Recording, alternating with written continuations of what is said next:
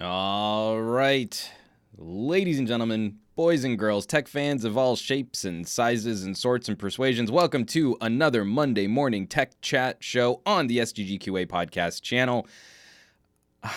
Happy Monday. I just want to throw it out there. I saw a few people in social media and also in the live chat just being like, oh, Monday morning. Well, I'm happy to be here with you fine folks. I am Juan Carlos Bagnell, your host for this podcast, the Some Gadget Guy, the SGG of this SGGQA. The QA, of course, standing for question and answer. I like an interactive chat. I like a conversation as we talk about tech stories that we care about, especially why I like to do my show on a Monday. Spend a little time with news stories, maybe something that fell through the cracks, or maybe just something we need to spend a little bit more time untangling, getting our feels in place for how we're feeling about tech and news and tech and politics and gaming and news and all kinds of stuff.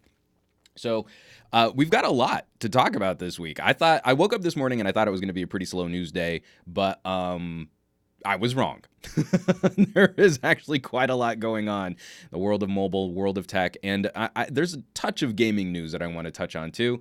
This live chat is already huge. I'm seeing Chad Lynch, Gary, Sharil, Abraham, Aditya Anil, Awesome Tech, Mr. Robot, LFA is in the house. You got to be careful with LFA in the live chat, man, because he'll shut you down. He's got that ban hammer. I imbued him with the powers of moderation last week, and he's pretty direct, so he'll wreck. Yeah, that didn't work out as well as it did in my head. Got quite a bit of housekeeping that I want to run through real fast. First of all, this is the first podcast that is being live streamed to Facebook. There's a recent update for my Restream service. So if you follow me personally on Facebook, which I don't think I've posted to in over a month, that can spam you, but there's also a Some Gadget Guy Facebook thing. If the Facebooks are your thing, then now there will be a live stream of this that's going out to Facebook. That's not really the hottest news. That's why I led with that. There's better housekeeping. We'll talk about some other things too, I promise. But that goes hand in hand with there's a conversation I started last week. I then put out a post on Patreon where I do these strategizing posts. We can talk about future content and stuff. And I'm seriously leaning towards moving the main podcast feed away from YouTube, where I want to be the change I want to see in the world. I've complained in the past about some of the issues facing content creators on YouTube, and then everyone sort of defaults to the same, oh, but what can you do? You gotta keep using the YouTubes. So I think I'm gonna make that change. I absolutely adore the community that builds up around these Monday morning podcasts. You folks are so much fun to talk with, and I'm very anxious about disrupting that as the podcast has become more popular. But I also feel like if I want things to change, then I need to put my money where my mouth is and look at alternatives and look at other platforms and look at competition. Because right now, I think we'd all agree that for a lot of tech and video and commentary, YouTube doesn't really have a lot of competition. So while I'm still going to be co-streaming to Mixer and to Periscope and to this is the first one with Facebook. We'll see how Facebook goes. I want to make sure that there are other opportunities to join this conversation. Like we've got Bolter79 and the T-Boyce are joining on Periscope. I'm seeing a collection, a half a dozen folks on Twitch also watching this too. But the more I think about it, the more I'm leaning towards a live show. The backbone of that, Twitch, makes a lot of sense. So throughout May, I will continue streaming to YouTube. In June, I'm pretty sure I'm going to pull that plug. I'm going to flip the switch over to Twitch. That rhymed way better than I thought it would in my head. And then from there, whenever we make it through one of these live broadcasts, I'll upload to YouTube after the fact. The podcast still will be found on YouTube, but I think the backbone of the live stream should be on a service that caters to live streaming and that kind of commentary. And that, to me, it looks like Twitch is the best the best solution for that moving forward. It's not a decision I'm taking lightly. I don't want to throw a thumb in the eye of anyone who's following me here. I like I said, we work really hard to police and weed and cultivate a fun tech conversation around some pretty divisive tech topics. But I want to find opportunities to diversify. I've never been impressed with the idea that to be successful, I need to be popular on YouTube. And I want to find those opportunities to continue engaging in a high quality discussion. And I think Twitch could be a good platform to facilitate that. So that's the gig. That's the main piece of housekeeping. I've got two other littler pieces of housekeeping. So I'm from the T-Boys, hashtag switch to Twitch. And he posted that from Periscope.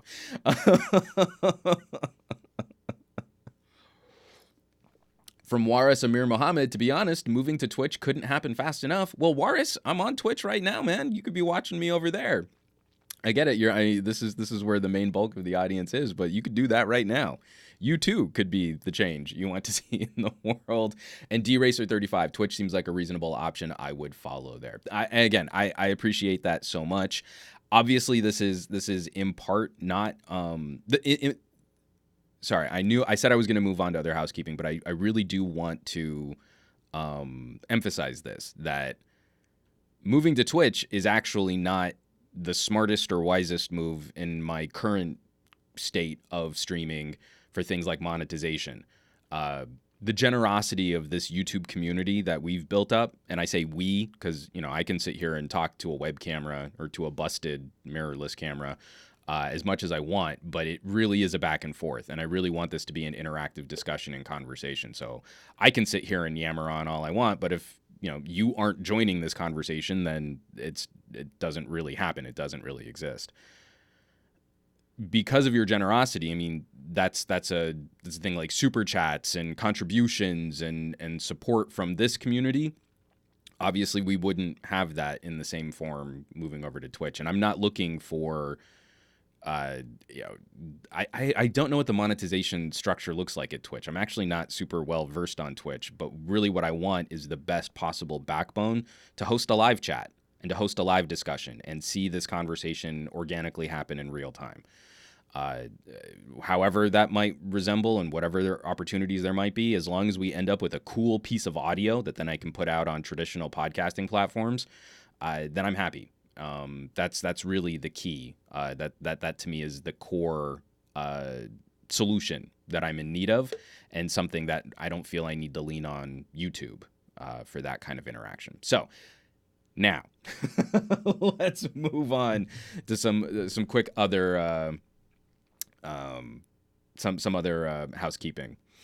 Oh, and Hypebot just followed me. Oh, no. Hypebot from Mixer, Binsu1 is now following me on Mixer. Well, look at that. I like this. A little spread. A little diversification. I love it. Saki, will you ever stream directly from the G8? That's a very good question. I should try and do some type of stream. I'd probably be looking at using Slobs.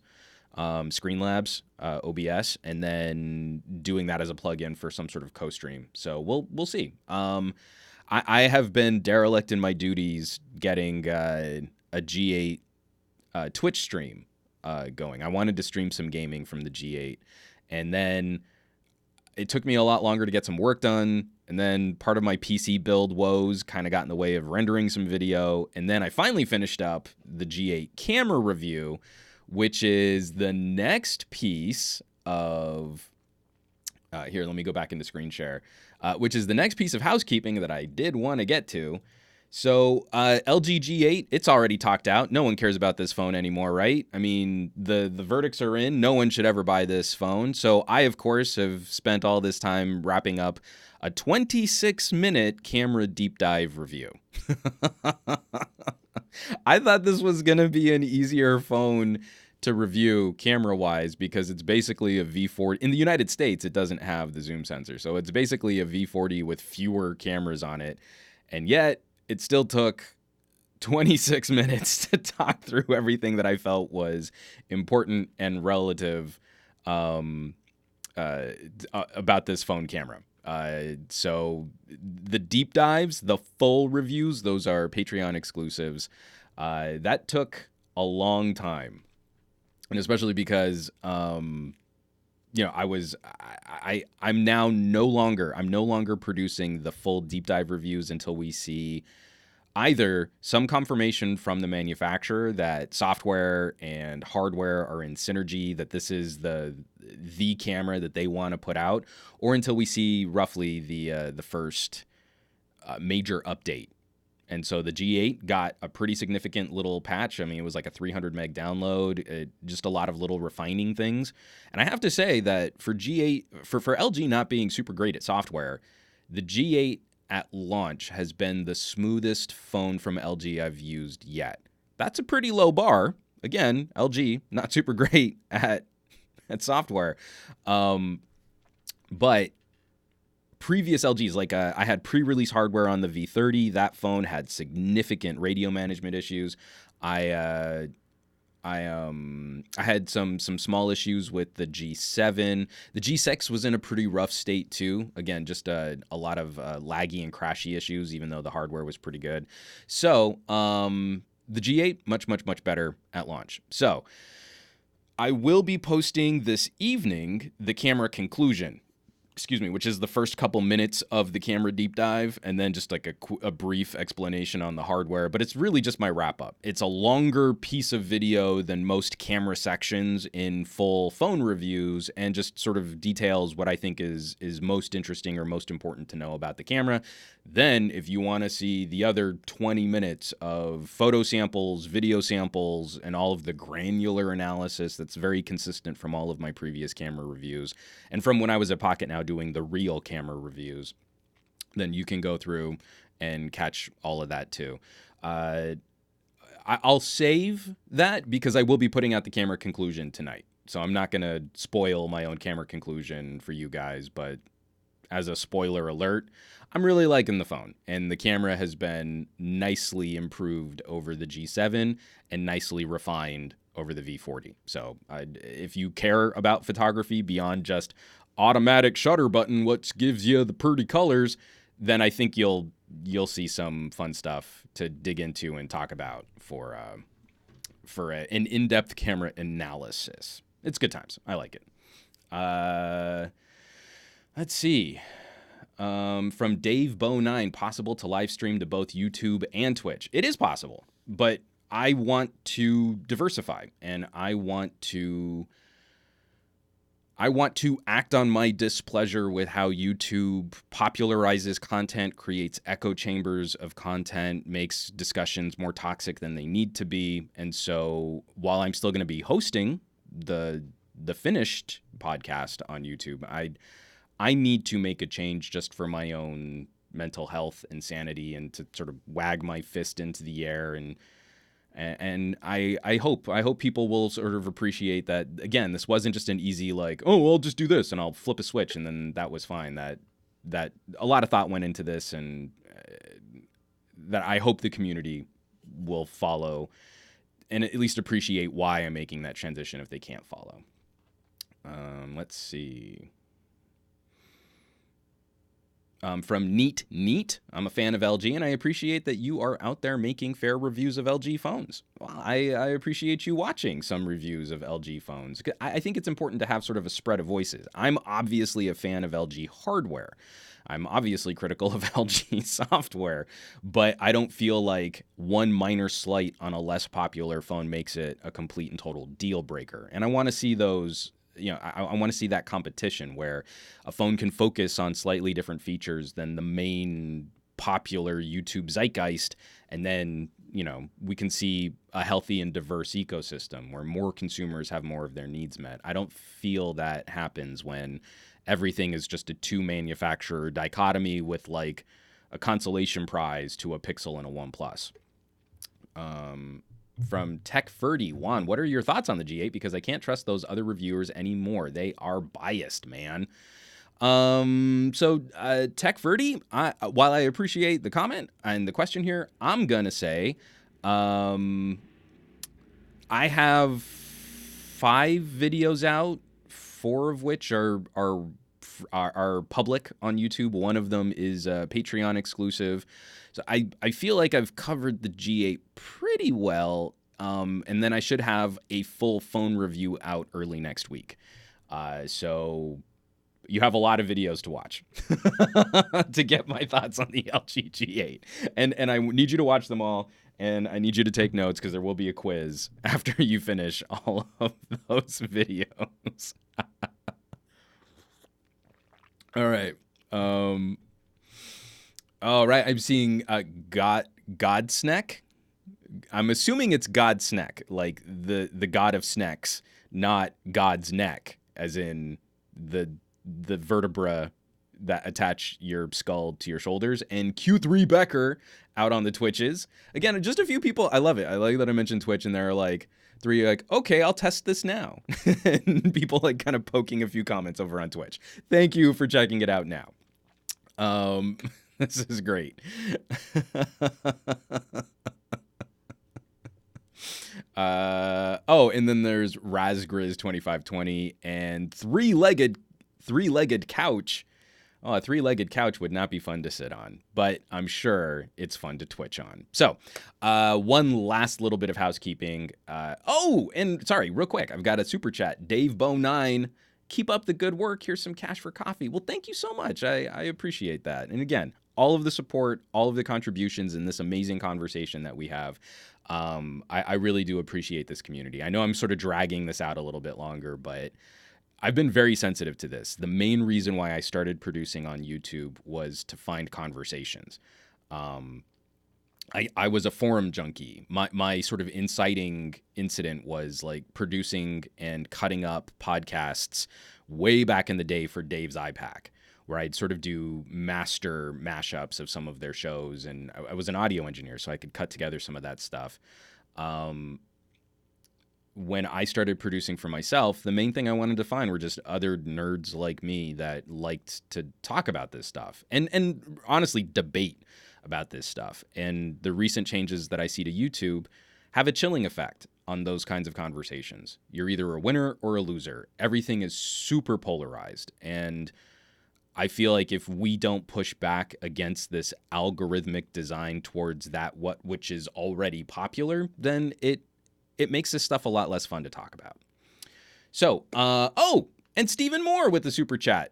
Just jumping in with the super chat. No comment on it. But Stephen Moore, thank you. Thank you for supporting production on this channel. So, one last little bit of housekeeping. These are the last days of April. And I forgot to mention this on last week's show. But these are the last days to also pick yourself up one of the snazziest shirts that you could wear, the shirt what I am wearing right now, the correct pronunciation of the word bokeh. If you would like to push back against Apple's terrible advertising and Apple's terrible pronunciation of a Japanese term, which is a beautiful photography term that we don't have anything similar in the English language, these will be pulled. They were just an April Fool's joke, not an April Fool's joke, but a joke for April. And then, May 1st, I'm going to be taking these offline. Again, I felt like they were just timely enough to be kind of funny and wacky and just something that if you're into your photography jokes and bits and you want to wag your fist at terrible Apple commercials, then this is the way to do it, and you can wear it. And I'm gonna keep mine because I've got 2 really nice shirts and a really nice hoodie. So you'll see them pop up in other streams, just like how I continuously drink water out of the tastiest, briniest coffee mug that money can buy. Gorgeous. Very strong player 123. Yes, I do. Okay. Moving right along. Wait. We covered changes to the podcast distribution. We covered G8 camera review. We covered bokeh shirts. Excellent. Let's get into some news. I will be digging into... I have a whole phone block for the end of the podcast. News was a little light and a lot of leaky, rumory stuff. That sounds terrible. It sounds like an incontinence ad. So what I want to get at is I want to cover just a few little news topics, and then we can save sort of the last half of the podcast for all of the phone news coming out. The Motorola, the OnePlus, there was something else. Oh, and the Pixel 3a.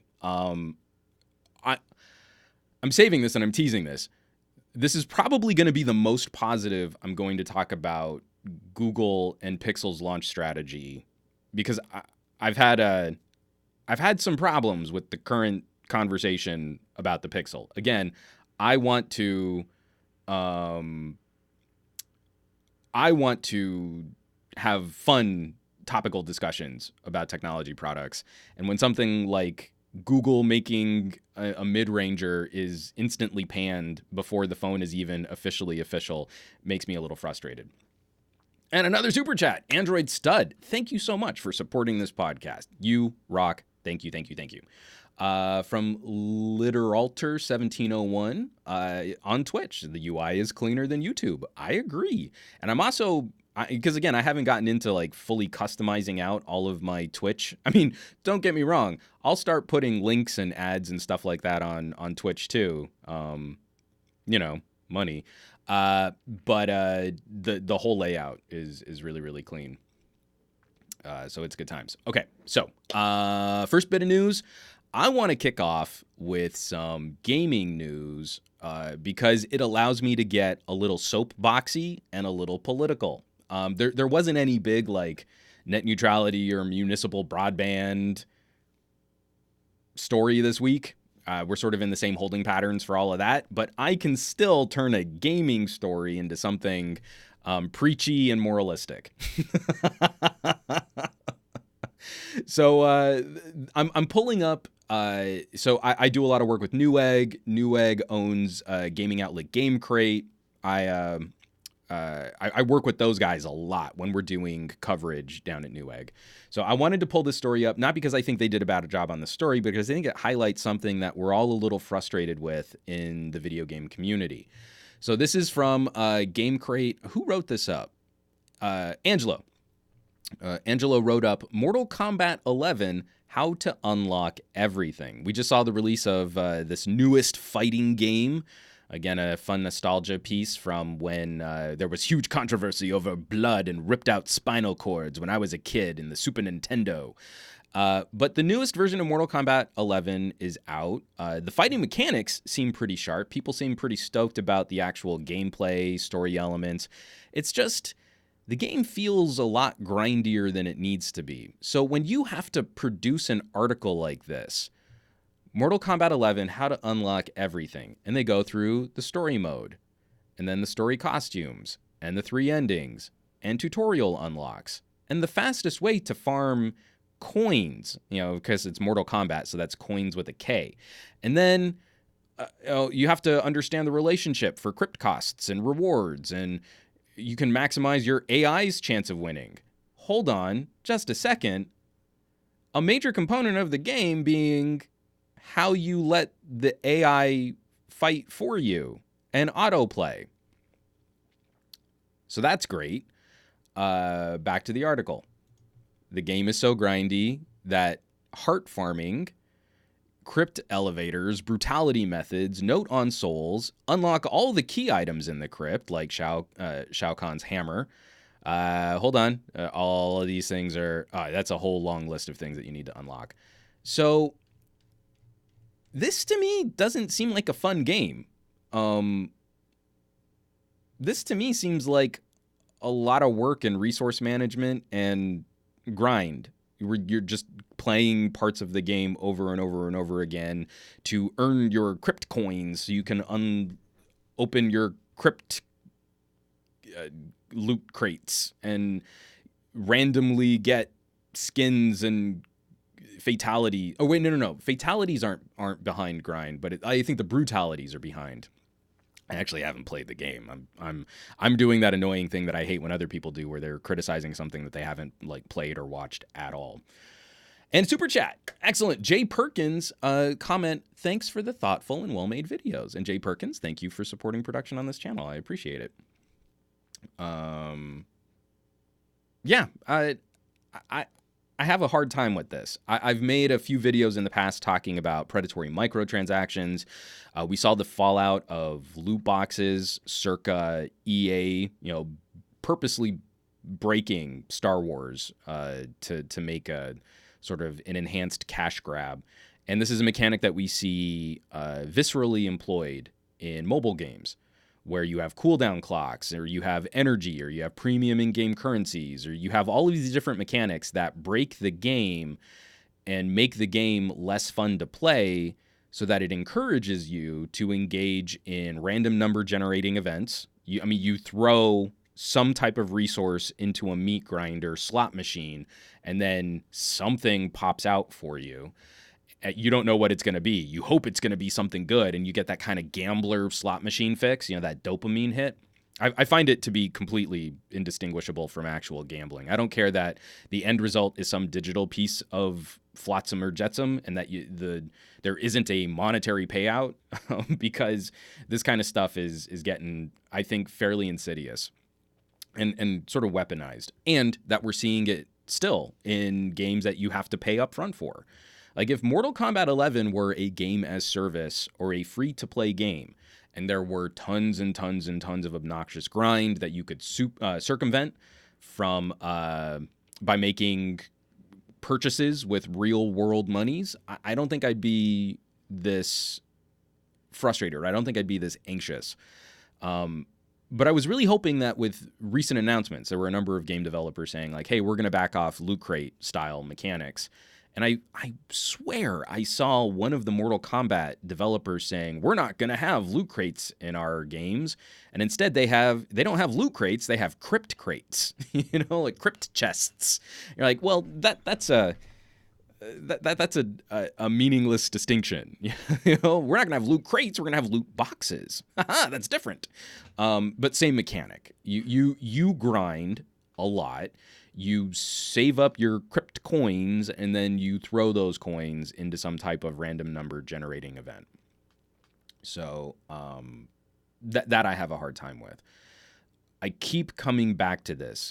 We talked about this a little with recent laws in the EU changing around copyright issues, Article 13. And if the game developer and game publisher community can't police themselves, then I think this is going to be one of those hot topics for a younger senator or a younger elected official to try and make a reputation on by getting involved in the game industry. If they can't properly police content, their own content development strategy and monetization strategies, and properly inform consumers as to what this relationship looks like, then I think the only other recourse that citizenry will take is something involving laws. And I desperately do not want politicians with any type of legal leverage to censor content in this. I don't necessarily think these mechanics are necessarily bad, but I want to see them properly disclosed, and then I want those mechanics to weigh on the game rating. So we already have game ratings for story content. If something is really bloody and gory, it's rated M or AO. It's for adults. But if you have a cutesy little kids game with all of your favorite Disney franchise characters, then we rate that for the story content, but we don't rate it if there are advanced gambling mechanics built in for kids, right? So I am doing the clutching of pearls. Won't someone please think of the children? But I feel like if we don't properly, if the video game industry doesn't properly rein that in and disclose what's going on, then the other recourse is going to be really ham-fisted politician laws carving into our favorite pastimes. And Marvin C with the super chat. Man, you folks are just making I'm gonna get all teary-eyed. Just hands up with the peace sign, man. I appreciate you jumping in, and I appreciate the super chat. Thank you so much for supporting the this content.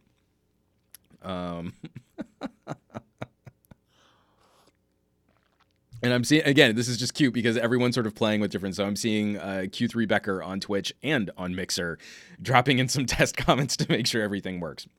So I just felt like this was an important one because, again, topically, we keep thinking that that these like microtransaction schemes, these predatory schemes, are maybe they're on their way out, or EA is going to get tagged, or blah blah blah blah blah. And then MK11 comes out, and there are so many games that do this well. Like I'll keep pointing to Path of Exile. If you want a great Diablo clone, it's free to play, but there are some quality of life improvements that you get if you kick them a little cash.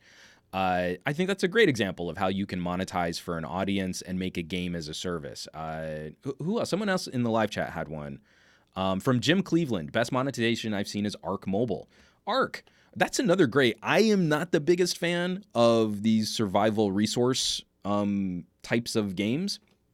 But again, Arc is another example.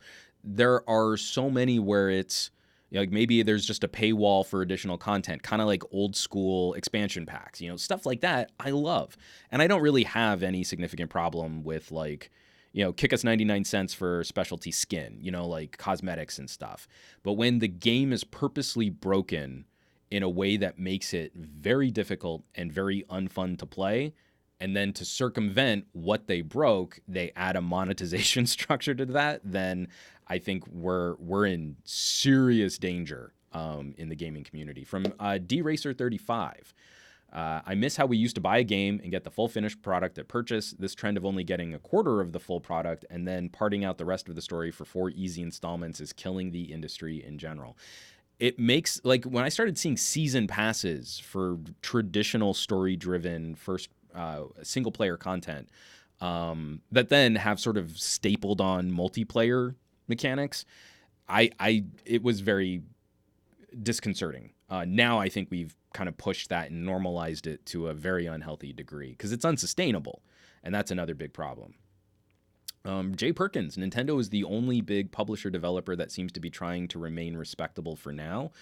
I think there are a couple others doing picking up some Assassin's Creed. I'm not the biggest Assassin's Creed fan, but I've been very surprised and very impressed with how they've built their their last several installments of that game.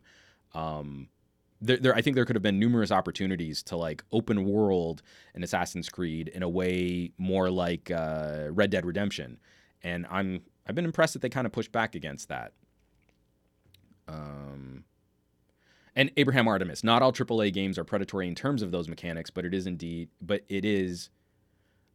Oh, but they can be counted by your fingers. Like, you can count on the number of one-handed developers that aren't trying to run you through the ringer. Where it's sort of super obvious that they view their customers as some kind of wealth extraction sponge to be squeezed. That's a lot less fun. I don't like that. I don't like that feeling. I don't like feeling like I need to be squeezed.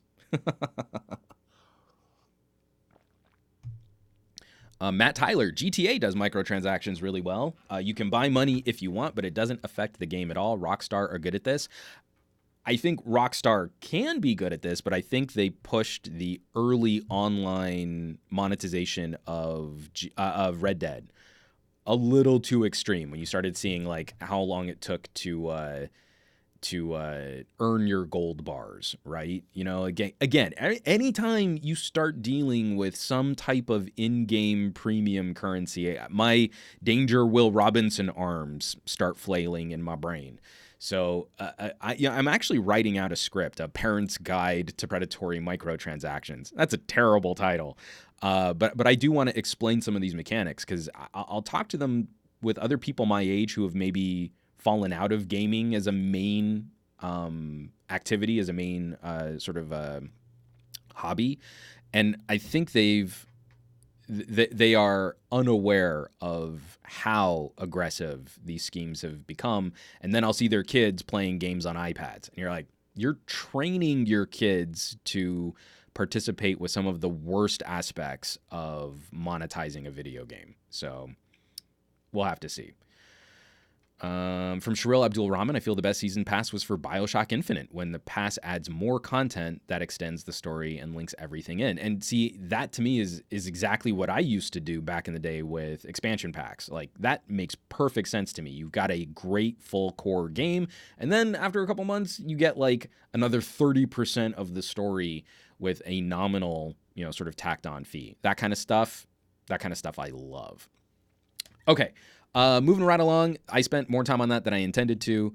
I just want to throw this one out there because, again, it's another example of some of the frustrations that content creators, and especially if you're into game streaming, YouTube has been kind of difficult to work with. I just got another copyright notice on a video that I haven't released publicly yet, where I sampled some royalty-free music. I legally purchased and downloaded a track from a service that I trust a lot, but someone else has used the same track in a science video, and now they're saying that because we have the same music, the same royalty-free music, that this hasn't been properly whitelisted by YouTube. So now I'm going through this process of getting a copyright claim pulled from one of my videos. Of course, YouTube can't do anything on their platform, and I'm having to work directly with the company that has claimed their copyright for music that I purchased legally from a stock audio site, which it just isn't fun. So I'm not impressed. This one gets even more galling, though, because I think this is a clear example of how YouTube is shifting their search and their cultivation, the algorithm pointing to things that are already popular instead of trying to build audiences for smaller content creators. This is just a little clip on Reddit. Because Beat Sabre appeared on Jimmy Fallon, if anyone records the same level on YouTube, it gets flagged by Content ID and gets auto-blocked by YouTube's messed up copyright system. So at Joetastic on Twitter, just saw this on Reddit, at Beat Saber. It seems like it could be a big issue if not dealt with. And then the developers at Beat Saber reply, "We know about this, but unfortunately, this is a mistake made by YouTube. People should dispute it to try to have it removed. Hopefully it helps. Frowny face emoticon. At this moment, there is nothing we can do about it. For YouTube, this is not a topic." And that's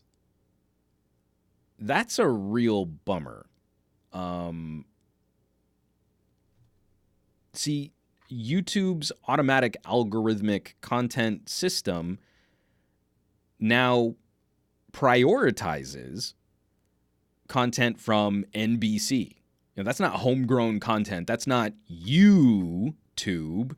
That's just Jimmy Fallon purposely carving up his show into tasty little bits so that they can find an additional, audience and revenue stream on a streaming platform as popular as YouTube. And so now they hold a copyright to something that they don't even own. They are the ones who are that are utilizing someone else's IP. They are using Beat Saber to produce their own content. But Beat Saber can't do anything about NBC utilizing their intellectual property. So that feels backwards. And so now, if you want to share in a discussion on how awesome Beat Saber is the most amazing ambassador for virtual reality gaming the world has ever seen. I've had 70-year-old relatives pick up I just have a janky little mixed reality headset because if I travel with it, it's kind of hard to pack a Vive, and I'm cheap. But I'll pop it on, an aunt or an uncle or grandparent, put the controllers in their hand, and minutes they are lightsabering away like Jedis. It's incredible. But if you want to share that conversation and you happen to play the same level that was played on Jimmy Fallon, you can't share that on YouTube because NBC owns it now. NBC does. That level of Beat Saber is now the intellectual property of NBC Universal. And I wish Jimmy Fallon could do something about it, but he can't. His hands are tied. NBC, their hands are tied. It's an auto process. YouTube, there's nothing YouTube can do about it because YouTube gives all of the copyright leverage to the person making the claim. So YouTube couldn't do anything about managing or negotiating these types of conflicts on their platform. And Beat Saber made the game, and they can't do anything about it because they don't own their IP anymore. NBC does. From Bolter79, copyright claims on YouTube are a nightmare lately. Getting about 5 a day from games. It's so bad. What was it? I tried to do that. I tried to do Elder Scrolls and I failed. And then just on a whim, I was like, oh, I still want to play a game. I have you all on the live stream. Let me fire up some Lego Star Wars. And I got an instant copyright claim. You're like, dang it. The John Williams score at the beginning of Lego Star Wars. Da.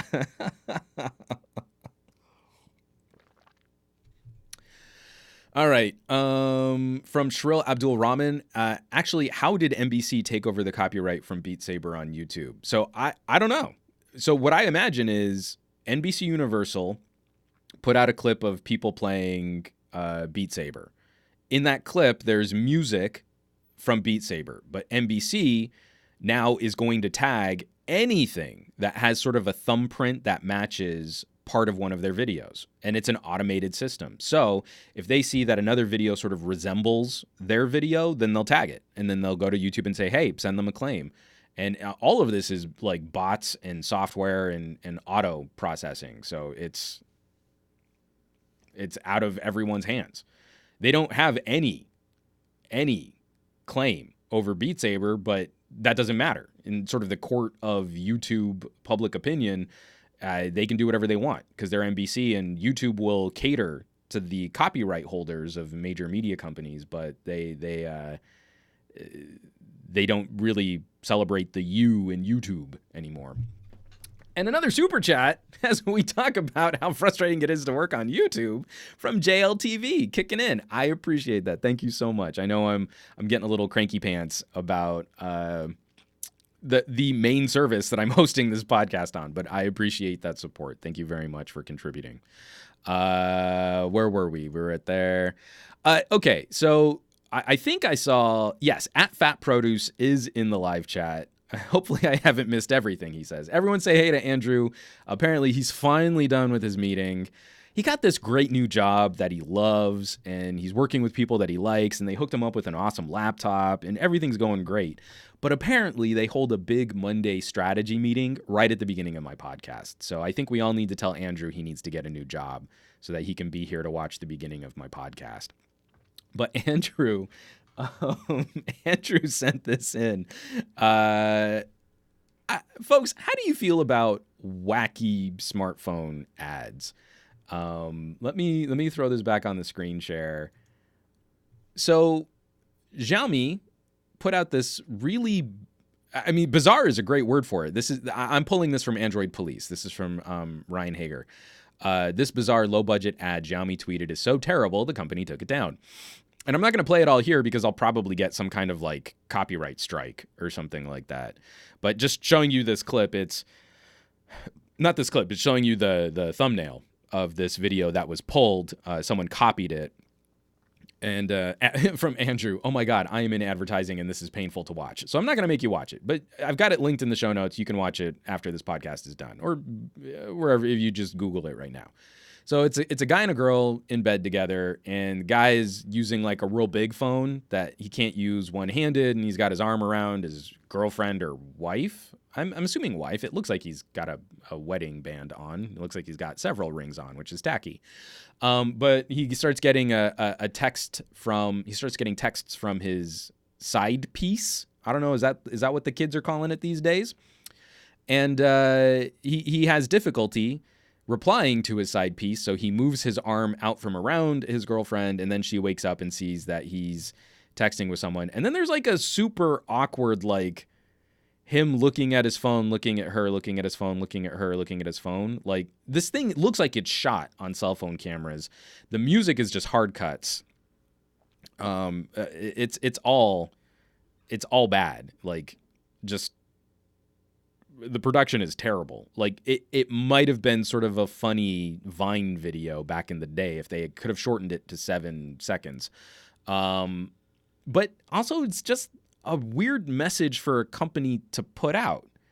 So, like, you know, you take your arm out from around your wife, and that's how you have to text on your phone two-handed. I am a huge fan of smaller phones. I love a great one-hand, one-thumb experience. I will celebrate any premium small form factor phone I can get my hands on.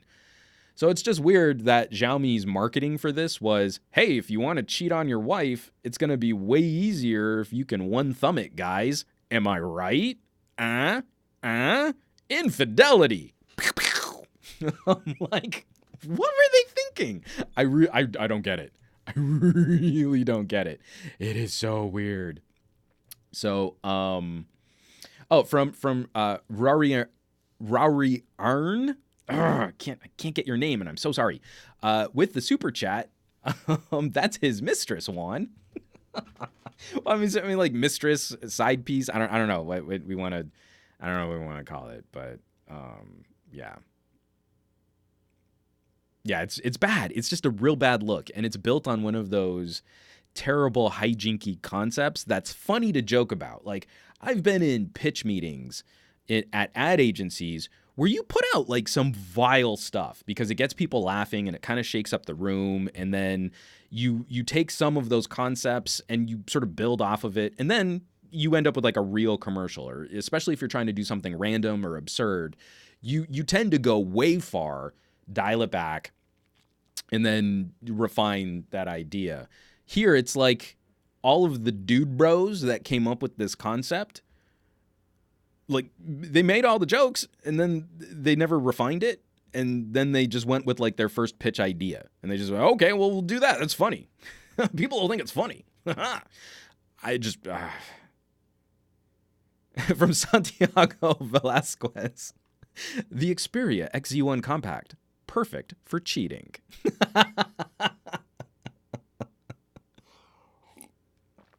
Hilarious. And John O'Shea with a super chat. Guys, this is like the best super chat episode of this podcast ever.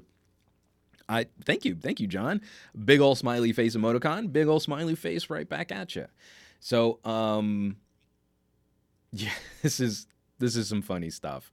Oh, we've got Easy Computer Solutions in the house. Steve DeRoche, Tech Time, what's up, Juan? Gansy Tech Nerd, iPhone SE2, still dreaming about it. Mr. Hobbity Hands here, and right back at you with my perfect little stumpy thumb.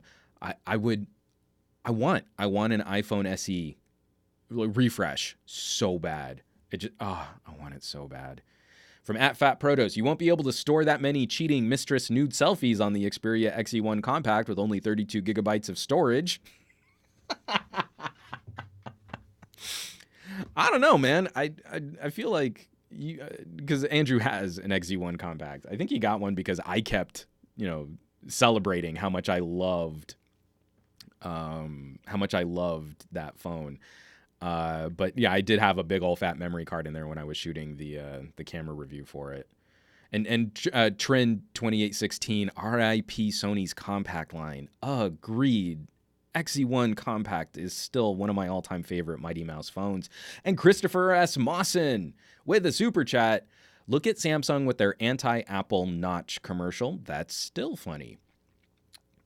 I do have some community issues with how Samsung sets the tone of mocking competitors. I think that does bleed into some of the...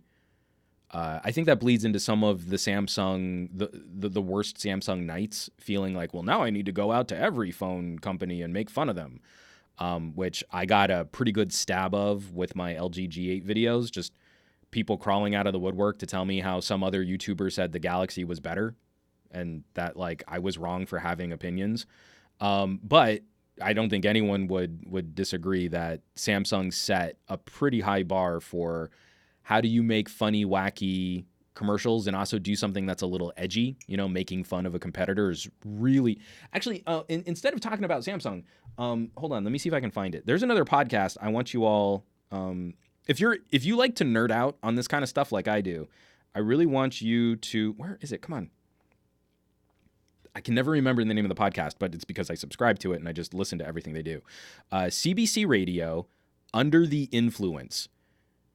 It's this adorably charming marketing podcast, just talking about all of the major trends in commercials and ads and like I just recently, and they just opened up their archives. It's this Canadian broadcast. And so you can go through years of these. And this stuff is pretty evergreen because they'll go back and talk about ads from the 60s or the rock and roll movement of the 70s and how disco changed advertising. And it's so well produced. But they have a couple podcasts on making fun of rivals. And it's fascinating, the psychology that goes into how do you make fun of a rival, but then also not have it backfire so that the rival actually gets more attention. You know, the difference between Samsung versus Apple against, say, Apple versus Microsoft. You remember the Mac and I'm a PC commercials. And, you know, those started out really, really popular and funny, but by the time they ended, the PC was actually a more sympathetic character for a lot of people. Again, it was Justin Long versus John Hodgson, you know, like that's an amazing twist of like marketing that I don't think worked to Apple's favor at the end of that run. I digress. Under the Influence, go check it out. Amazing podcast. I love it. It's so geeky. And the host of it is just so charming. He's so cute. Another 2 more super chats. Easy Computer Solutions. Thanks for all the support to the smaller YouTube channels. I am going to be talking up some glowing rectangles when we get to the break. This has taken me, as always takes me longer to get through the news than I ever say it will. And Rory, opinions are like arses, Juan. Everyone has one. This is true, but I have noticed a greater propensity of Samsung white knights to show off their arses in public. I will get criticized by Apple fans.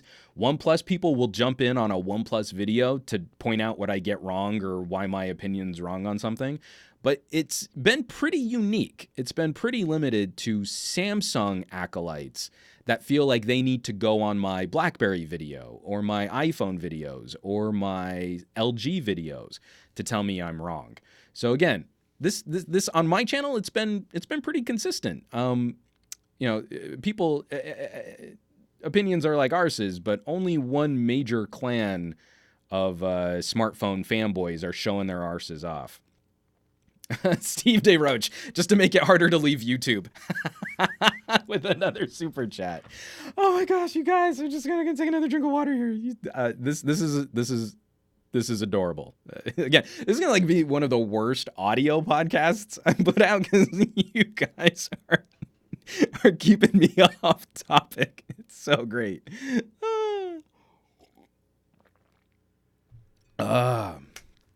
Okay. Let's get back into some news, and let's see if we can actually get through some news efficiently for a change. Where were we? Okay, yeah, weird Xiaomi commercial. Bad look. They definitely should have pulled it. If you want some cringe, go look it up. Go watch it. I've got, I am still going to pull this one up.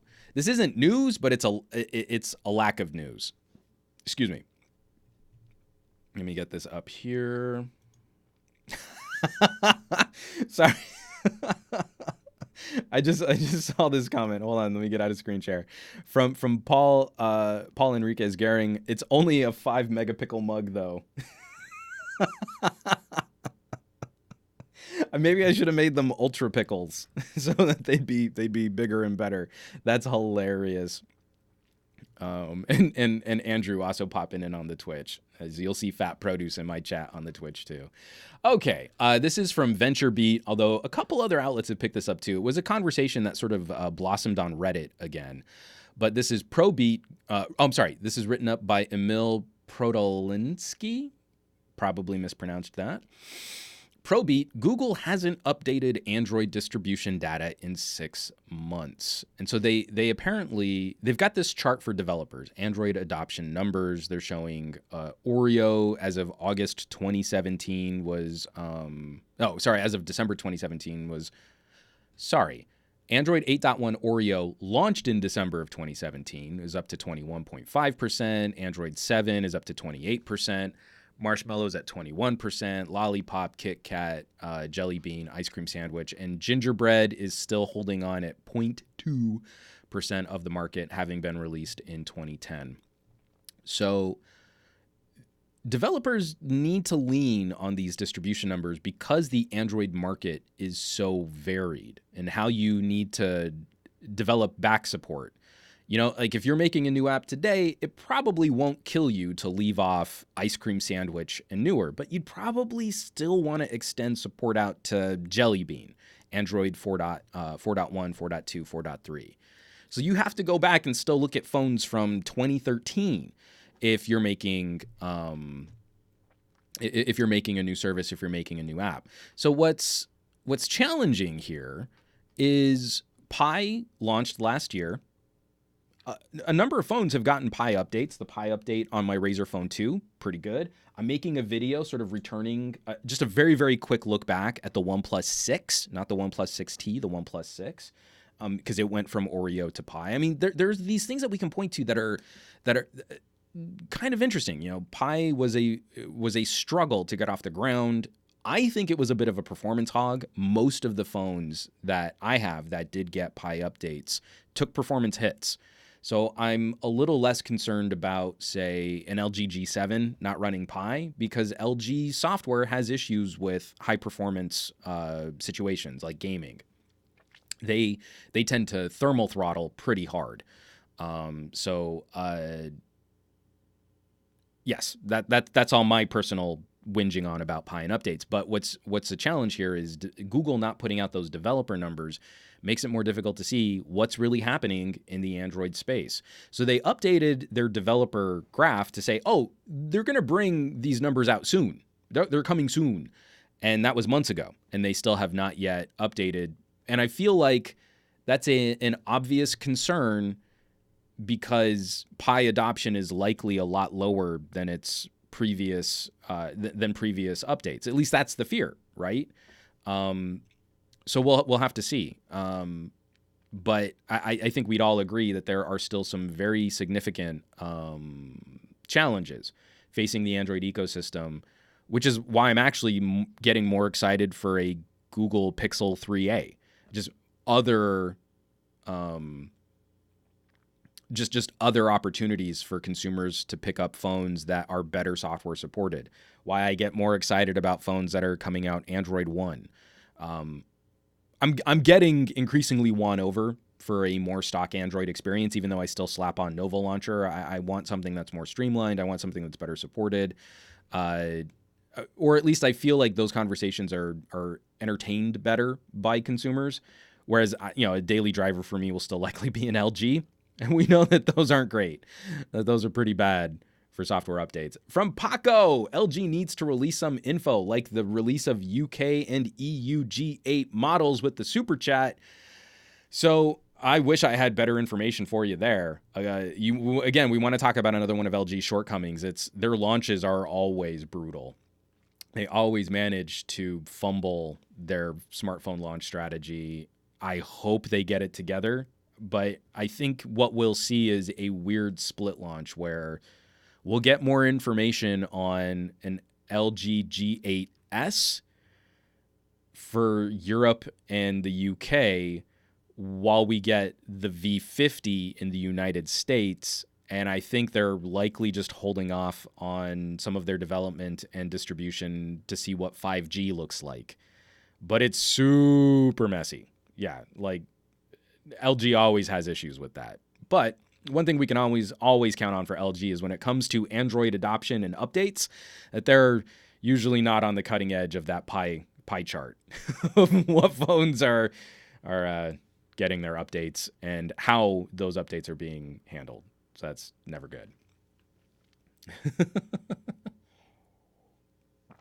From Gansey Technerd, imagine Android pulling the plug on support for older Android versions where people are forced to make a new purchase, just like Microsoft did with older versions of Windows.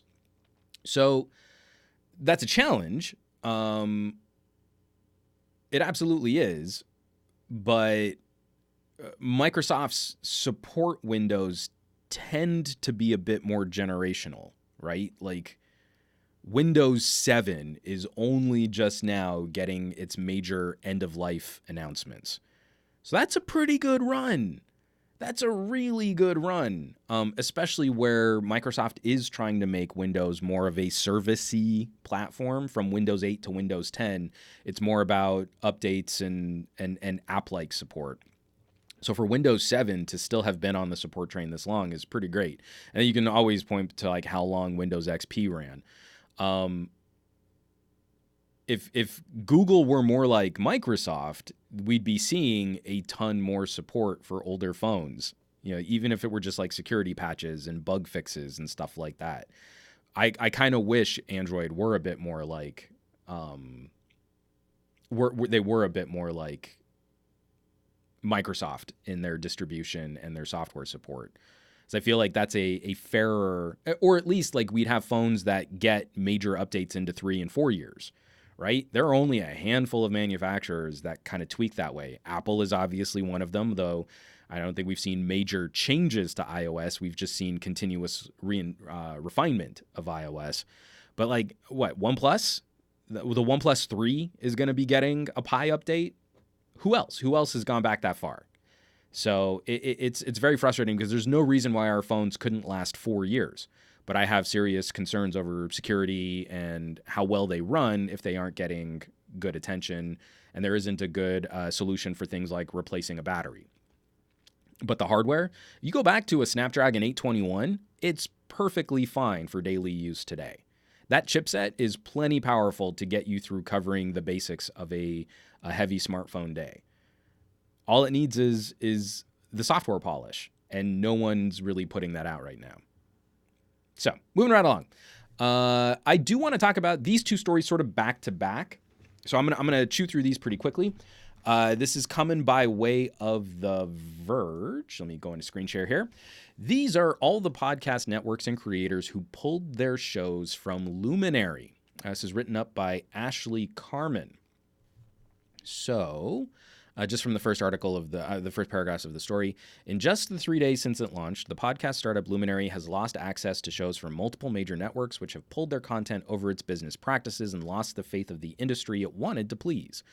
Luminary users and paying subscribers are now left without access to major podcasts, including The Daily Show, The Joe Rogan Experience, and Blackout. Shows from Gimlet Media, Anchor, and Parcast, all Spotify entities, weren't on the platform from the start, which means listeners can't access major programs like Reply All and Homecoming. Also, since launch, the New York Times has withheld its prized show, The Daily, even though it lists 12 other shows on Luminary. In a comment to The Verge at the time, New York Times said it would be judicious about where it distributes its hit. So, let me get back to this. Get back there. So Luminary, they wanted to make a podcasting subscription service, sort of cultivating higher quality content, and I'm seeing some fluctuations on my feed right now. So apologies if this is starting to act a little wonky. I'm trying to keep the stream up and running. We'll see how it goes. They wanted to make sort of a podcast platform, premium content, ad-free. You pay a subscription, again, kind of Netflix-y in terms of distribution, but they would get access to podcasts that typically have ads. Maybe those ads are removed. But then throughout this process, I think everyone's a little nervous about anyone trying to occupy some sort of podcasting high ground and monetizing it outside of a content creator's ability to monetize. And so when you have cultivated content, then you're going to prioritize the content you spent money on. So there were launch shows for Luminary that they were prioritizing in their app and their distribution channels over smaller content creators. And then because everything sort of runs through Luminary, podcasters weren't getting good metrics. Their show notes were getting stripped of metadata and of any sort of advanced formatting. So let's say you had a sponsor, that was a part of your show and you wanted to put your podcast through Luminary, then that information would get cut off and all of your links and your affiliates would get cut off too. So it's just a real bad look. And this is one of those things where the beautiful thing about podcasting is podcasting is a beautiful thing. Sorry, I went full Tigger there. You should never go full Tigger. No, the problem is podcasting is one of those democratized platforms. It's one of the easiest ways to get into content production, distribution, audio as a distributed service is very well understood. It's got some of the lowest overhead for producing. You get a good mic and you start talking into it and you learn about how to set up an RSS feed, et voila, you have a podcast. So, I have grave concerns over any organization or outlet trying to paywall a major aspect of that service. It's a little different than like streaming music or other types of subscription-y types of services. And then we see when one entity has too much influence over a space, like streaming video and YouTube. If you don't have good, diversified, spread out content for how you find, source, subscribe, and download podcasts, then I feel like the overall community and health of podcasting is reduced and degraded. West Coast Chicano. A Chicano on the West Coast. Hey, that's like me. Thank you for the super chat. I appreciate it. The reason why I feel like this is an interesting story to juxtapose is because for all of the issues that Luminary has had, they've sort of soured some early relationships and they've definitely not garnered much trust in the podcasting community. The flip side of this, I'm going to go into screen share here. Spotify revenue beats on higher paid subscriber addition, shares rise. They just broke 100 million subscribers. That's nuts. This is out of Reuters.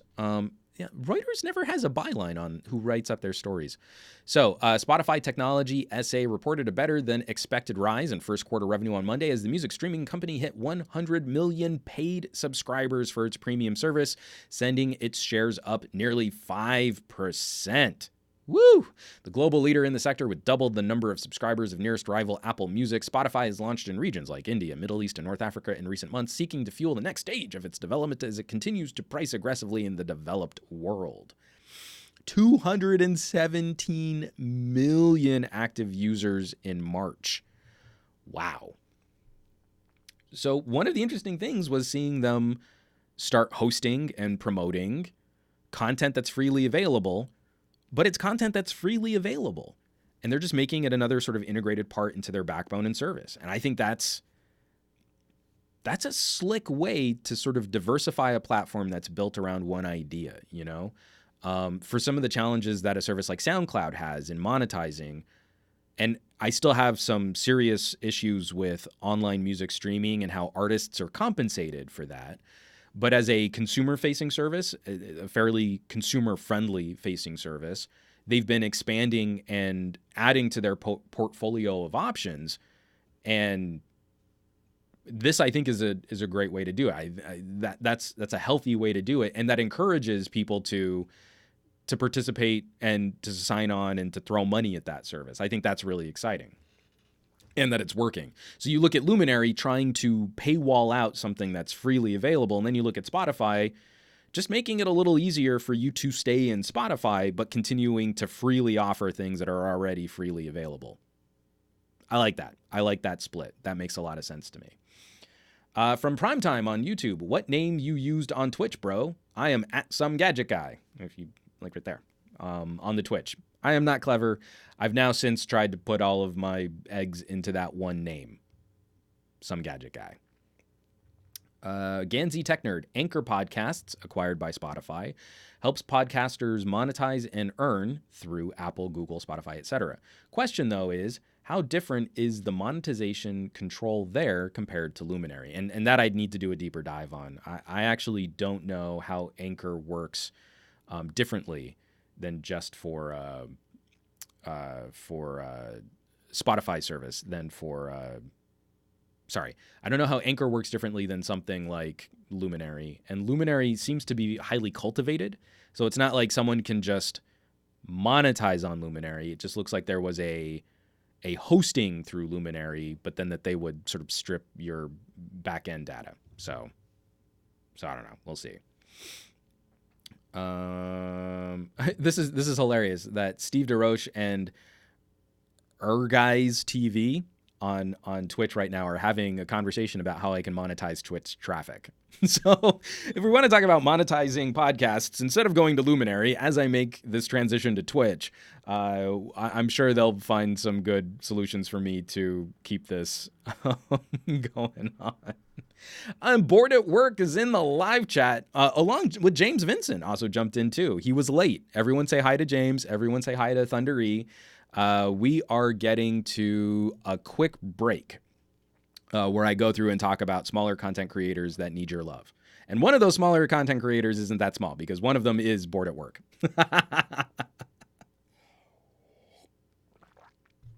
It's a quick drink of water there. Okay. From Waris Amir Muhammad, can we sub to you on Twitch?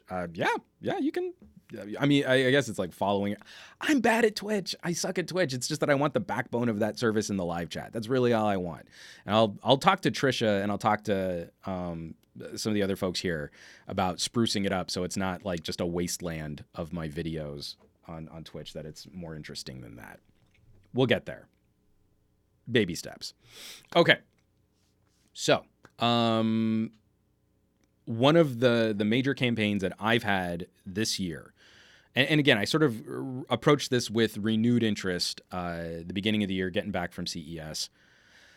Because I have issues with the popularity algorithm of YouTube, I want to put my money where my mouth is. I want to put my effort where my complaints are. And one of the things that very much bothers me about the current state of YouTube, algorithmic popularity is new channel discovery is harder than it has ever been before.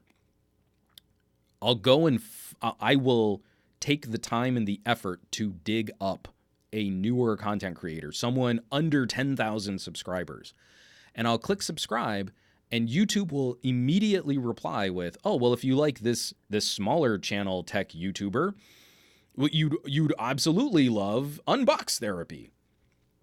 You're like, no recommendation for a smaller channel is under 1 million subs.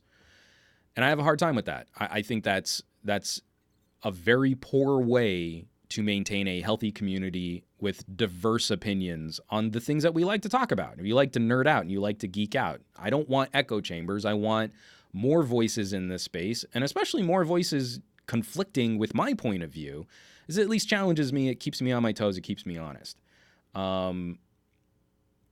So I started the initiative. It's a little growing community on Reddit.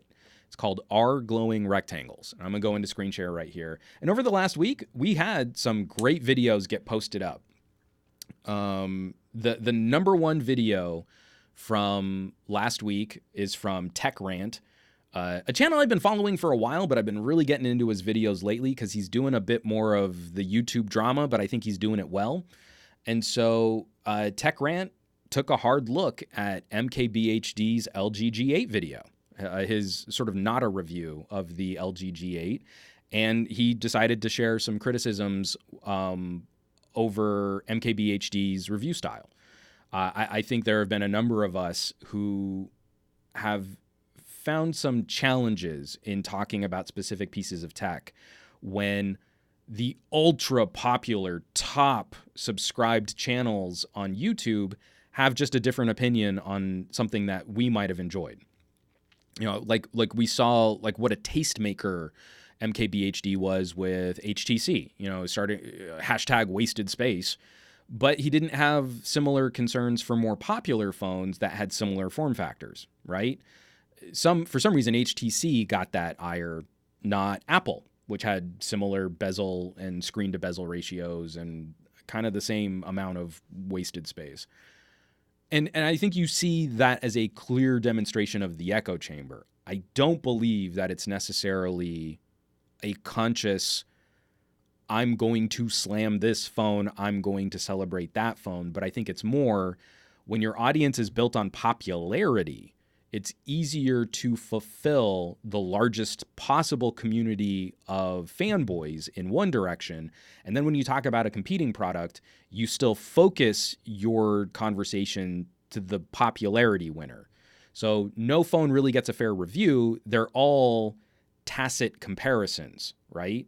You don't talk about an LG G8 on its own merits. You explain why a more popular phone is better than the G8.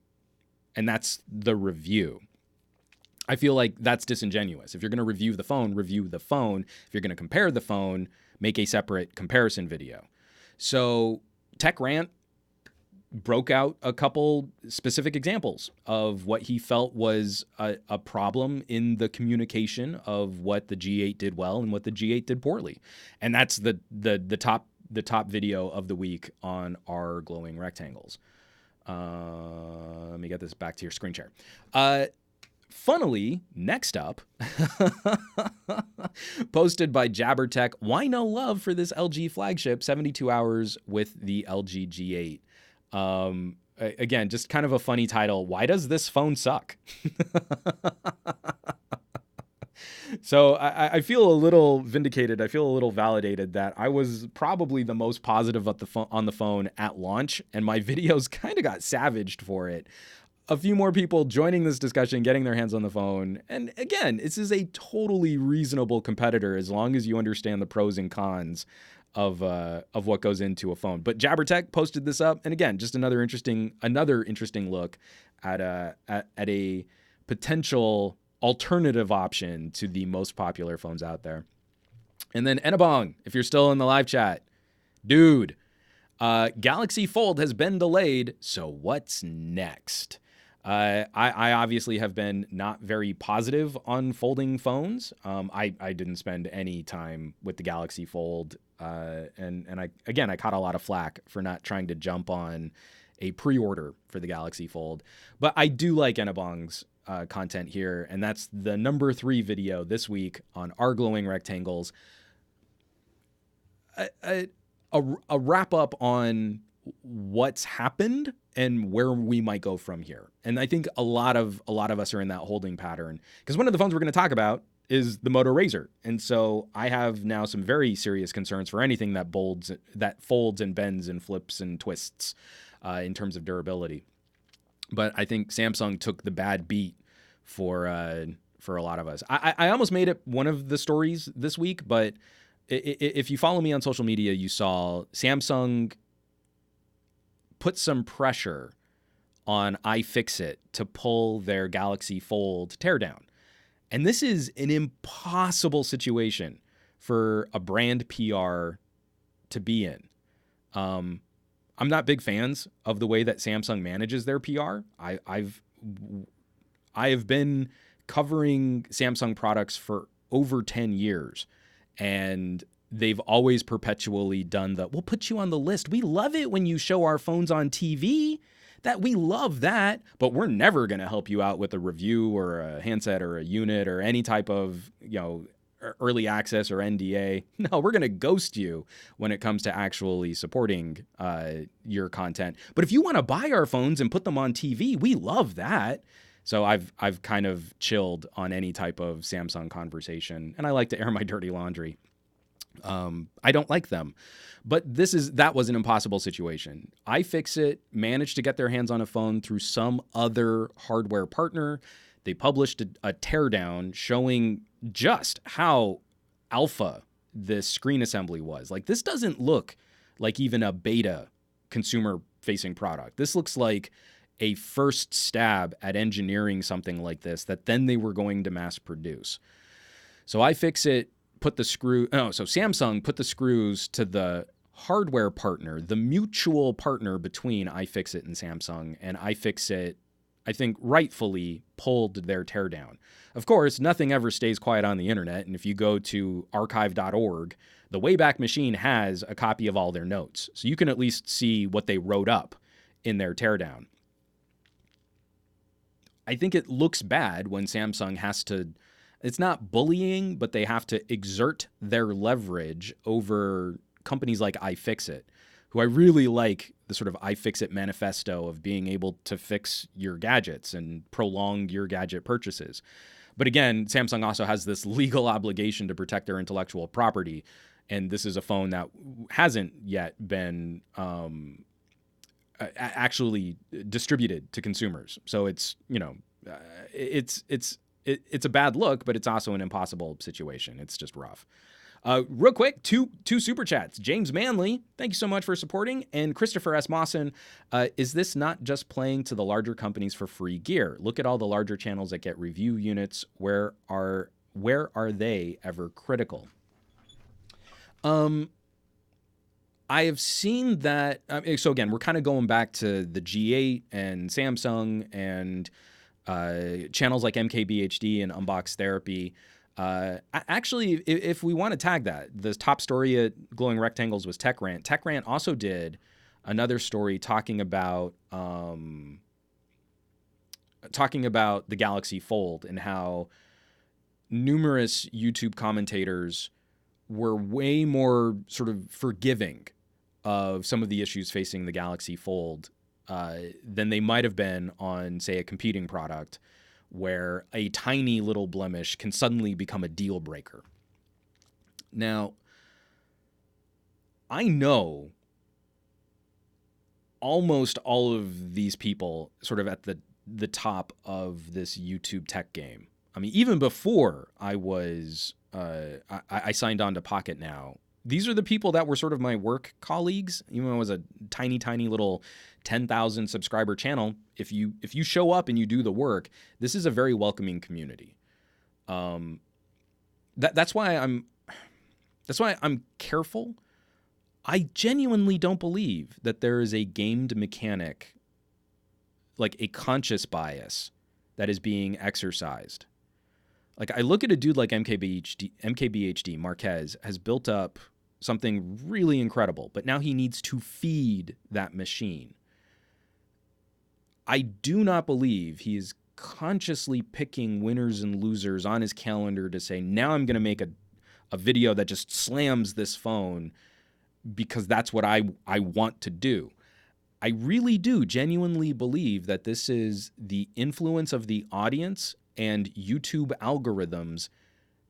That's what's pressuring a certain tone or a certain type of content and delivery strategy. When you make the popularity so extreme on a product, reviewing a less popular product becomes a losing proposition. You put in the same amount of work, the same amount of effort, the same amount of time analyzing, shooting your crispy videos, and then it gets a third the views of a more popular product.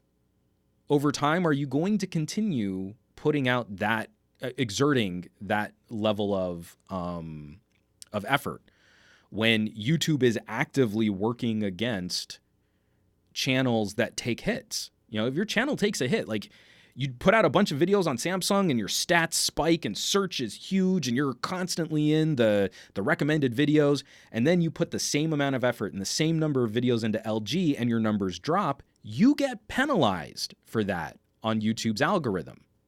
That's bad. That looks bad for your channel. You're less popular than you were the month before. So, you know, we're going to have to stop prioritizing you in search the same way. We're going to have to stop, you know, putting your videos up in the suggested videos at the ends of other people's content. I don't think it's, well, I'm going to do this and I'm going to savage this phone because that's what I want to do. I think it's just over time, you're going to lean into what makes you the most popular, and then what makes you the most popular generates the most revenue. And I think that's the hit. The main difference is, like, YouTube has, when I joined Pocket Now, YouTube instantly plummeted for me just because I didn't have the time to support it properly on my own personal time, and I was making a ton of stuff for Pocket Now. Coming back to YouTube, I'm just naturally a contrarian, and I do not care about being YouTube popular. That to me doesn't equal success in my life. And so I just work against it. I love watching, you know, like Roberto Blake and D. Niman. And then very, very regularly after watching their content, I will do the exact opposite of what they suggest. Just because I am so unhappy with YouTube. And I do not want to feed into what makes YouTube's algorithm work. And so you're like, oh, you need to do this with your consistent thumbnails. And I'm like, no, I'll put up terrible thumbnails because I'm also not a graphic designer. You need to focus in your content. And you're like, well, I'm going to go from smartphone reviews to audio to office tech to a standing desk to, a diatribe on the politics of net neutrality. Like, I'm going to be all over the place because I like talking about all these different things. That's what I've decided to do. And that's also why I think anyone coming up right now, you need to, you can totally crush it on YouTube. But I feel like increasingly that's going to mean playing exactly the same game in exactly the same way, hitting all of the exact same popularity notes, as opposed to being authentic. We used to value authenticity more than reinforcing someone's opinion on what they think is already cool. And I blame YouTube. I don't blame Marquez. I don't blame Unbox Therapy. I mean, some of the other people that were being criticized, like John Redinger. He just did my Creator Chat podcast. I like John, and I really like working with John. So I obviously have a personal relationship and a bias towards the type of content that he puts out. But what he's done recently on his channel, I find refreshing. It still plays into some of the more popular aspects of algorithmic production, but it is a pivot towards him just being more honest about what he likes. And I respect that. I respect someone who's upfront and doesn't try and say, oh, well, I'm objective. No one is. There is no such thing as true objectivity. Everyone has an opinion. From Airgiz TV on Twitch, do what you like, not what's popular. The problem is you used to be able to do what you like and build an audience more organically. And now I feel YouTube is immediately in between you and your viewers, funneling your viewers off into what's more popular. And if you aren't a part of that discussion, then you are less visible to the people who have already said they want to follow your channel. There are now 4 different mechanics for notifying subscribers on YouTube. Whether they subscribe, whether they smash that bell icon, and then there's a hidden setting in your advanced video where you can sometimes accidentally disable notify your subscribers that a new video has come out. That is not a platform working in good faith to help you build a healthy audience. That is a platform that is trying to reinforce the highest ad metrics and ad buys. And the best way to do that is to only talk about things that are already popular. That's the gig. All right. That ran on too long.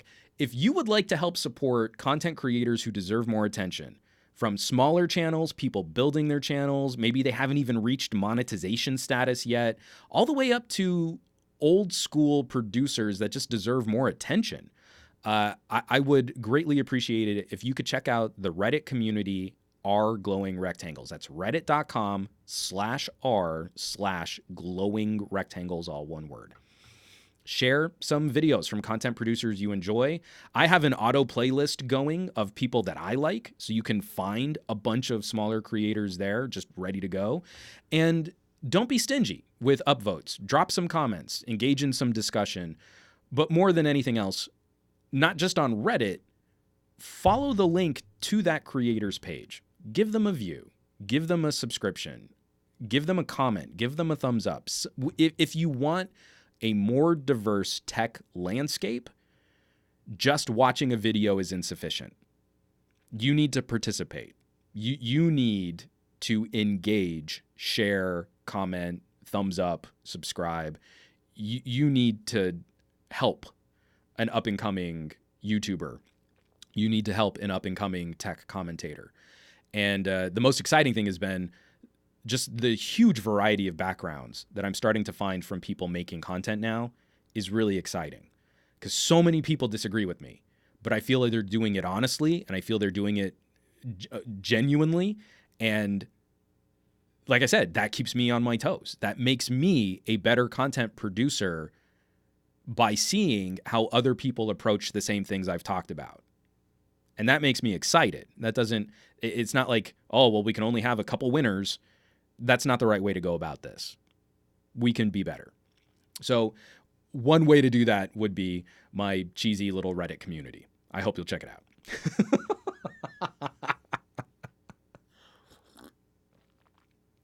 Okay. So,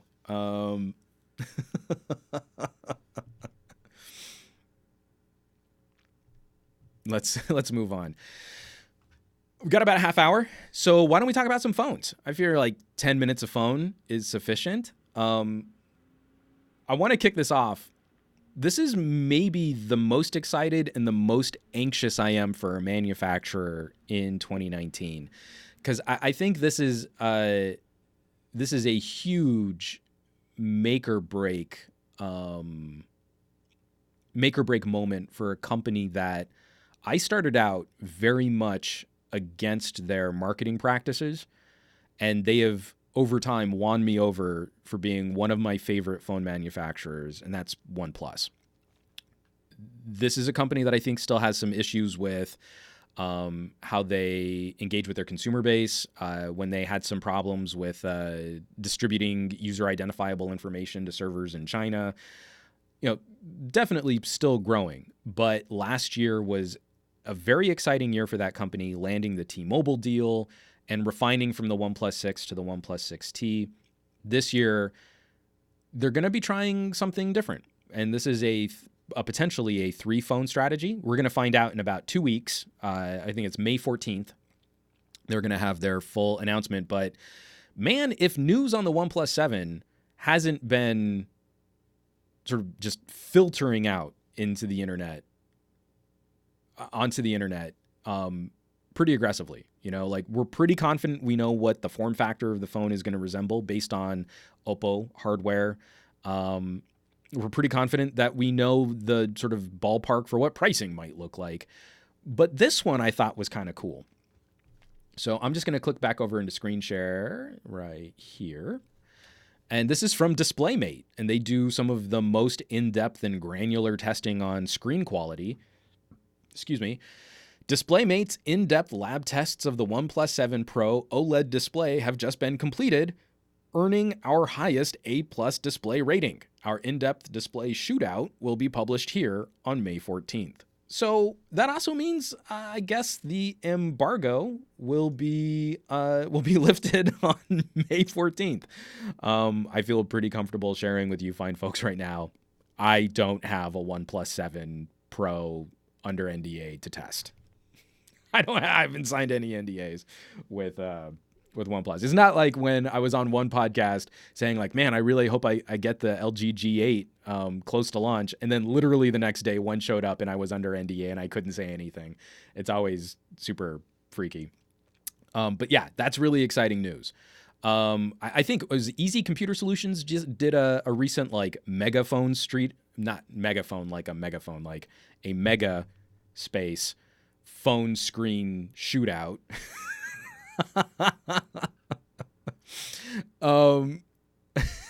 So sorry.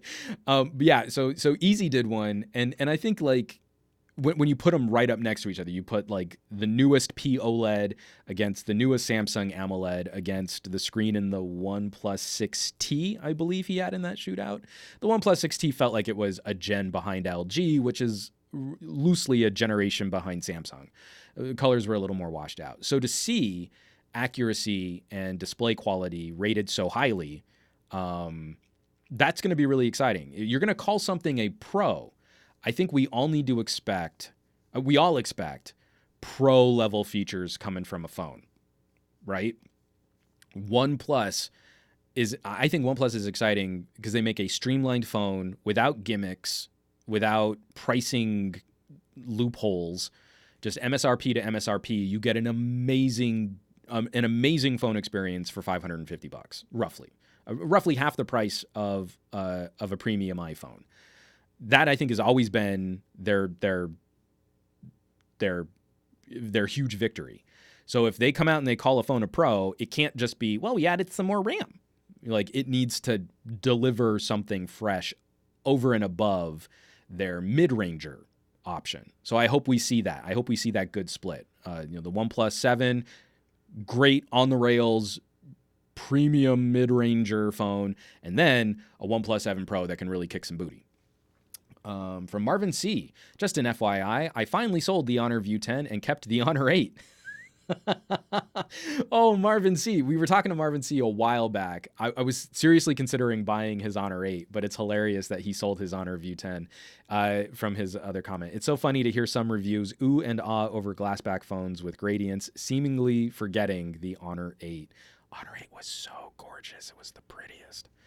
Aditya Anil, OnePlus 7 Pro Extreme, free to pay, respects, limited edition phone.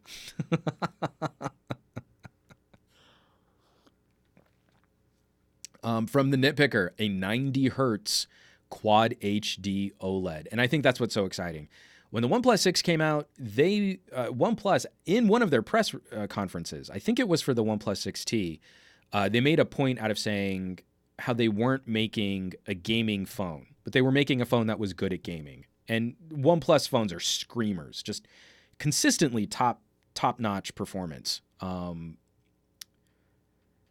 then you pick up a RAZR and you're like, okay, there are some things about a RAZR phone where when you fire up a game that are a benefit to that as an experience on a mobile device.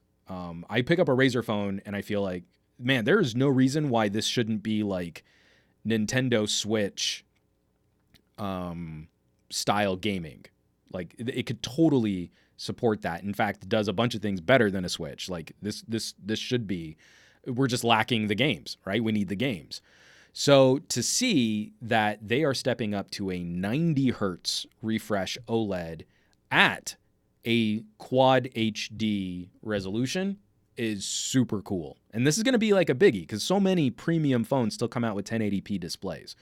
So not only quad HD on apparently the best OLED ever made, also at a 90 hertz refresh rate. So the stuff is going to look silky smooth and super sharp on that screen. I'm pretty stoked about that. From Inui 1907, this is a great point. TechAlter made a great video a couple of years ago explaining OnePlus's strategy. It's amazing how accurate it is. Their end goal was always the premium market. And Godsneck on Twitch, a little Super Meat Boy there. I'll kick you a thumbs up right back. Oh yeah, my live stream is wigging out bad. It's holding on. I don't know if it's Restream or if it's my internet connection. We're going to be seeing a lot of dropped frames in this one. But don't fret, there's always the audio version of the podcast, which comes out after I'm done recording.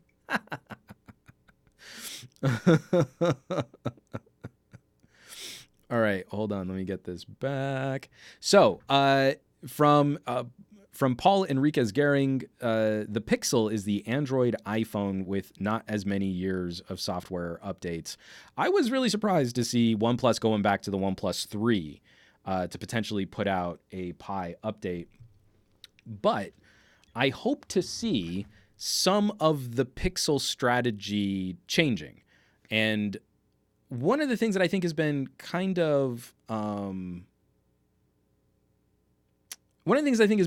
frustrating, but also kind of challenging, is a discussion about a new Pixel offering automatically being something of a deal breaker. And so, I'm kind of picking on Fandroid for this one. Let me pull up this right here.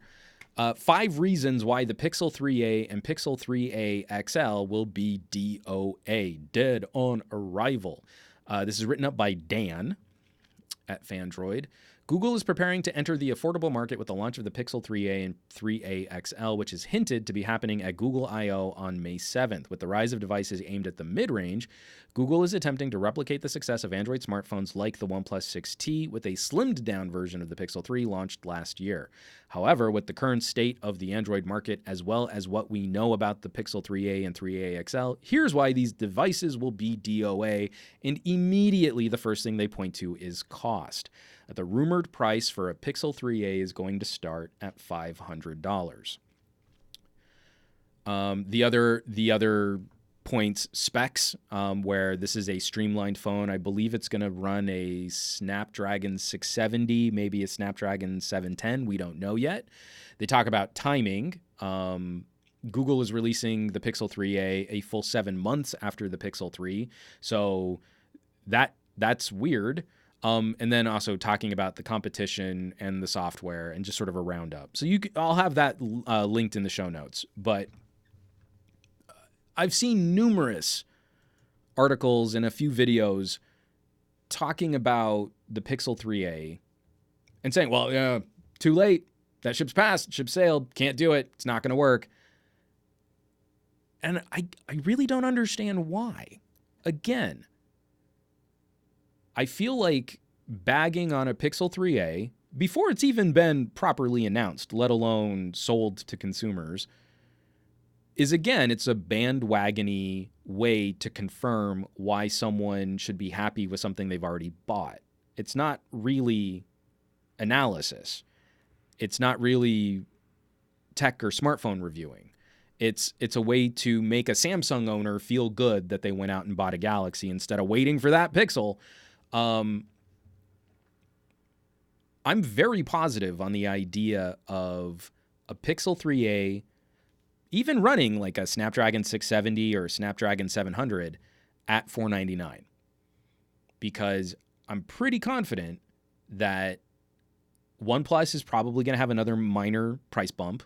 I would expect a OnePlus 7, a base model OnePlus 7, to come in somewhere around like $560, $570. We've been seeing like sort of consistent $10 to $20 price bumps, and that phone being roughly a OnePlus 6T-S, right? Some nice refinements, but the cool stuff is going to be going to a much more expensive OnePlus 7 Pro. Android has some problems. Google has some problems with good, solid offerings in the United States, purposely built and purposely designed for mid-range prices. So I find it very disingenuous to point to a Pixel 3a and say, well, that phone is $500. You can buy another phone on a sale or used for a lot cheaper. Wouldn't that also stand to reason that you could buy a Pixel 3a on sale or used for a lot cheaper than its MSRP? Why is it that when we're critical of a phone like a Pixel 3a, well, we got to point to the MSRP. The MSRP, that's how much the phone costs. But then when we want to compare it against a nicer phone, well, I mean, you can get like a Galaxy on sale with a BOGO and a trade-in for like $50 less. Why wouldn't we compare the Pixel 3a on a BOGO or a sale or a trade-in with that Galaxy on a BOGO sale trade-in? That's not it, man.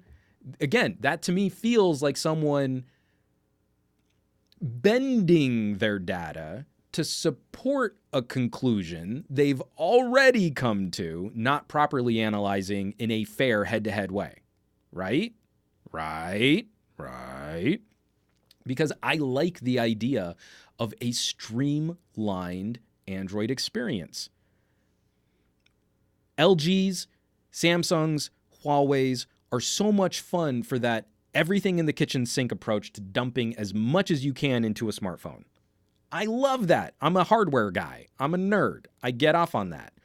But increasingly, I'm finding so much fun recommending OnePlus to other people because it's so lean and it's so sleek. And Pixels to the same thing. Like my dad went with a Pixel 2 before he lost it, and then insurance replaced it with a Galaxy, a Galaxy S8? I was so mad. He just went and did the insurance instead of talking to me first. I was like, oh, I should have not done that. Because we would have tried to get him another Pixel. But he loved that phone. Sleek, quick, small, fast. Like, perfect. He doesn't use anything on his Galaxy S8 that is in addition to what was on his Pixel. All of those extra Samsung features, benefits, perks, hardware things, they don't matter to him at all. I like, Pixel 3a, $499, full MSRP, makes a lot of sense to me. And then this becomes a better carrier option. One of the reasons why I've also been frustrated with Samsung and also with LG, but I think Samsung is pushing into this more, is launching a phone with the highest Apple tier MSRP, but then also aggressively pushing BOGOs, trade-ins, carrier deals just at the launch, just when the phone is at its peak for social media traffic. So the savvy consumer feels like they got a great deal, even though the phone really isn't worth the MSRP. But you like, oh, the phone is a $900 phone that I got for $600. Well, that's 30% off. That's such a great deal. But then when you go and shop it after that first surge, if you go through a carrier, you have to pay the full MSRP. So you go in and you see the $900 Galaxy S10 is $30 a month for 30 months. The Pixel 3a becomes a much better idea for that consumer who wants a very good daily driver smartphone, and they're just going to walk into the door and they're going to have a kid walk them around different smartphone offerings, and they're going to see, look, if this phone's $30 a month for 30 months, this phone's like $18 a month for 30. What is it? Like $20 a month? Just under 20, isn't it? Anyway,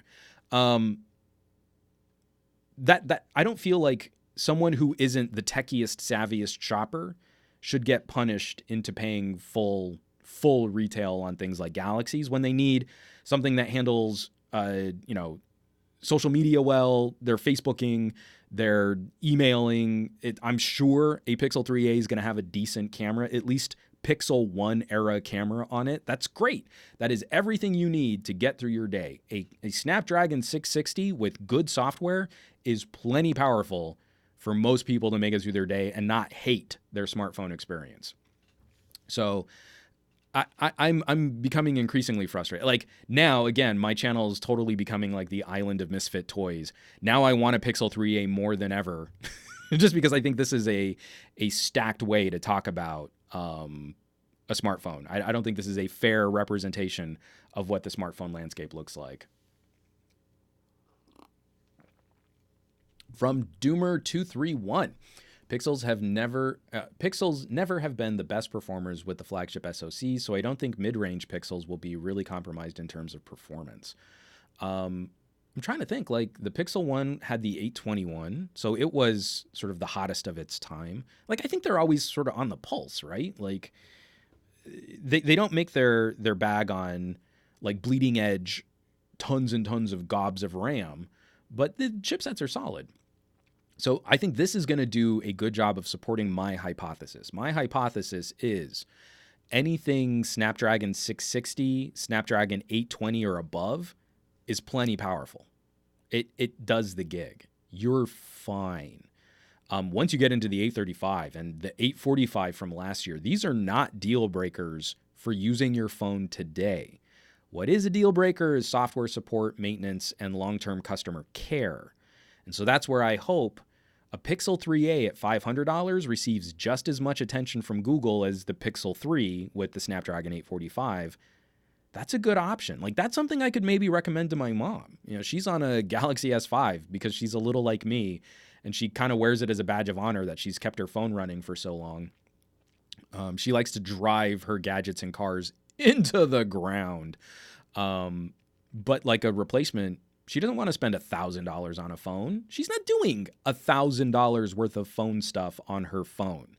So, you know, maybe a carrier deal or a BOGO, like maybe I could get my mom and dad matching Pixel 3As for $500. Yeah. $250 a phone. Now suddenly do we think the Pixel 3a is a better buy? I would think so.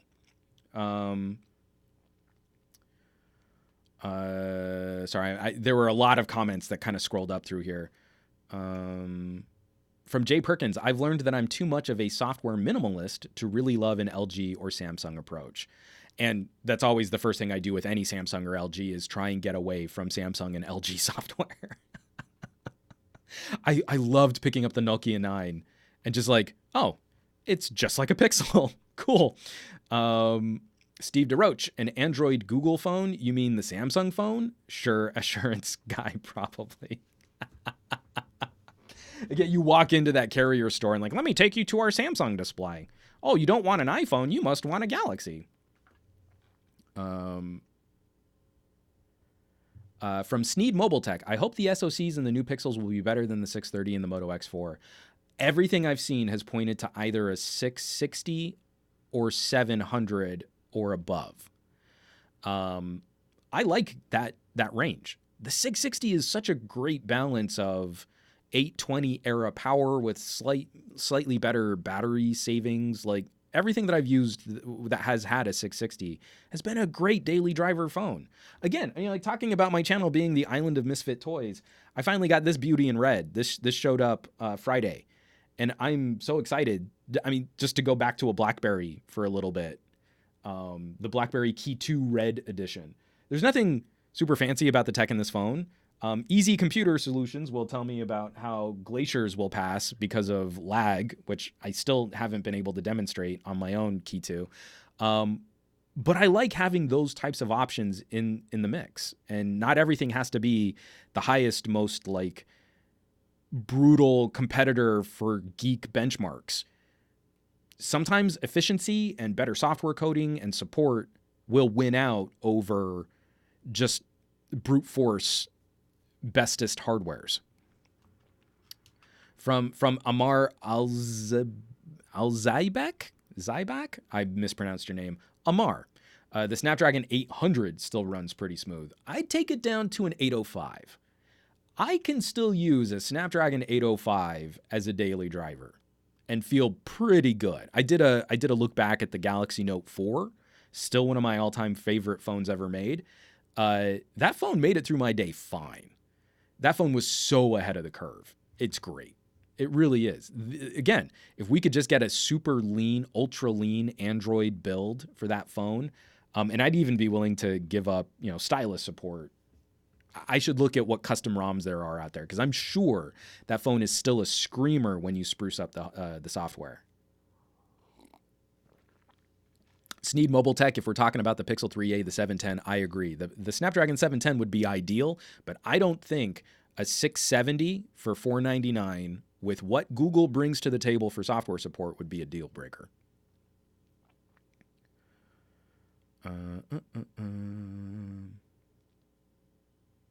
Let's see. Snapdragon 800 here with my LG G Pro 2. Nice. And that's from Noor. And from Paul Enriquez Gehring, the Exynos chip in my Galaxy S6 is still working great, but I don't game on it. And that's another thing too, is like, I get really frustrated when I've said this before, I'm such a broken record player on this, but I get really frustrated when reviewers hide behind what average consumers do.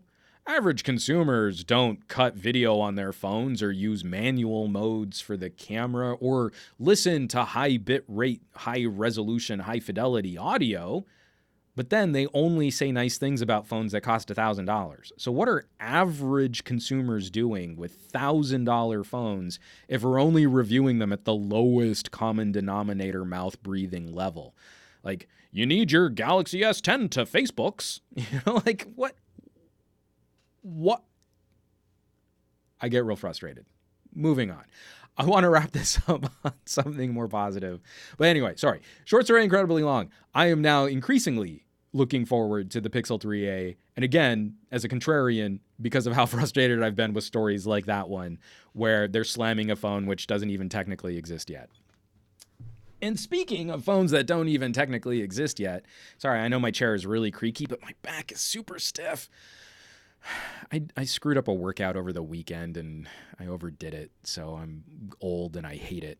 Why don't we talk about some flippy, foldy, bendy phone action? Because this form factor for a bending phone, I'm a lot more interested in than a phone a tablet that turns into a clumsy phone. I want a regular sized phone that turns into something even smaller. So this is written up by Tony Anton Denaj over at my old Hunt Pocket Now. Check out these leaked Motorola RAZR renders. Motorola RAZR has been in the news since August of last year when foldable phones became a trend. Rumors of the company resurrecting the once popular brand with a twist, or a fold, we should say, become more and more abundant. But now we're getting to see some of unofficial renders being leaked, showing just how the phone might really look. So there is some... This is coming, what is it, slashleaks.com leak spinner. So, you know, whether or not these are officially real, they look like real PR renders. So this could be what we get for a Moto RAZR. And I'm excited by this. I love the idea of sort of a normal phone that then folds in half to become something smaller in your pocket. So the leaks here show off a really snazzy looking box and packaging, the phone with a half bend in the screen where you can kind of see the gaps of the two pieces that kind of flip out, and how it looks so much like an old school Moto RAZR, one of those old flip phones. And then it just sort of confirms some of the things that we've been rumoring, you know, like there are earbuds in the box, but that this won't have a headphone jack. There's also a USB-C to 3.5 millimeter dongle. So that's kind of a bummer. But this to me is more exciting than clumsy tablet. Like, Android tablets are fine. I'm just not the biggest fan of Android tablets. So the idea that I'd compromise my phone experience to bend up an Android tablet that barely fits in my pocket, less exciting to me than a normal Android phone that then folds into something that much better fits into the front pocket in my jeans. Now, if the rumors are true, this is what it looks like. I'm stoked for the design. I love the old school Moto RAZR chin, probably where a bunch of microphones and battery are going to live. But I will be concerned if this turns out to be like the rumors pointing to a $1,500 flip phone. That's going to be a bit much. Like, I don't even really care what's inside the phone at that point. $1,500. I can't. Or no, really, I can't. It's not that I can't. I just don't want to. I really don't want to.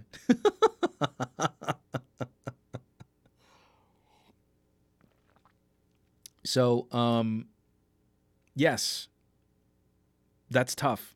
I don't know. Where are we in the sort of grand scheme of things? We haven't seen the Mate X out in the wild, so we don't know if their implementation of a foldable OLED is more durable. The thing I'm always going to be super concerned about is folding a plastic screen. Are we going to see what the crease on this phone looks like? Because the Galaxy Fold had a pretty distinct crease for that not folding completely flat. Excuse me. And then also, how many times can we realistically expect that to bend and fold and flip when we're also going to be jamming this into pockets, into purses? It's going to end up, you know, rattling around next to keys, getting lint and grit, you know, sort of gummed up into the hinges of this mechanic. The original Moto RAZR was actually a surprisingly durable phone. Are we expecting the same thing to happen here with a bendable OLED? I have very real practicality concerns, but this is the kind of design direction I want to go in. I want to go towards smaller most of the time, normal smartphone sized when I need it, not bigger than normal phone most of the time, mini tablet. I never need that. So what are you guys saying? What are you guys thinking on Moto, Lenovo, RAZR? Jay Perkins, as someone who has the luxury of big pockets, this approach to the folding phone conveys no advantage to me. I've given up on all of my cargo pants and cargo shorts, Jay Perkins. I'm not going back. I like my Levi's 501s. I'm not even in skinny jeans. And my Nokia 9 pops out the back pocket. I want something a little smaller. From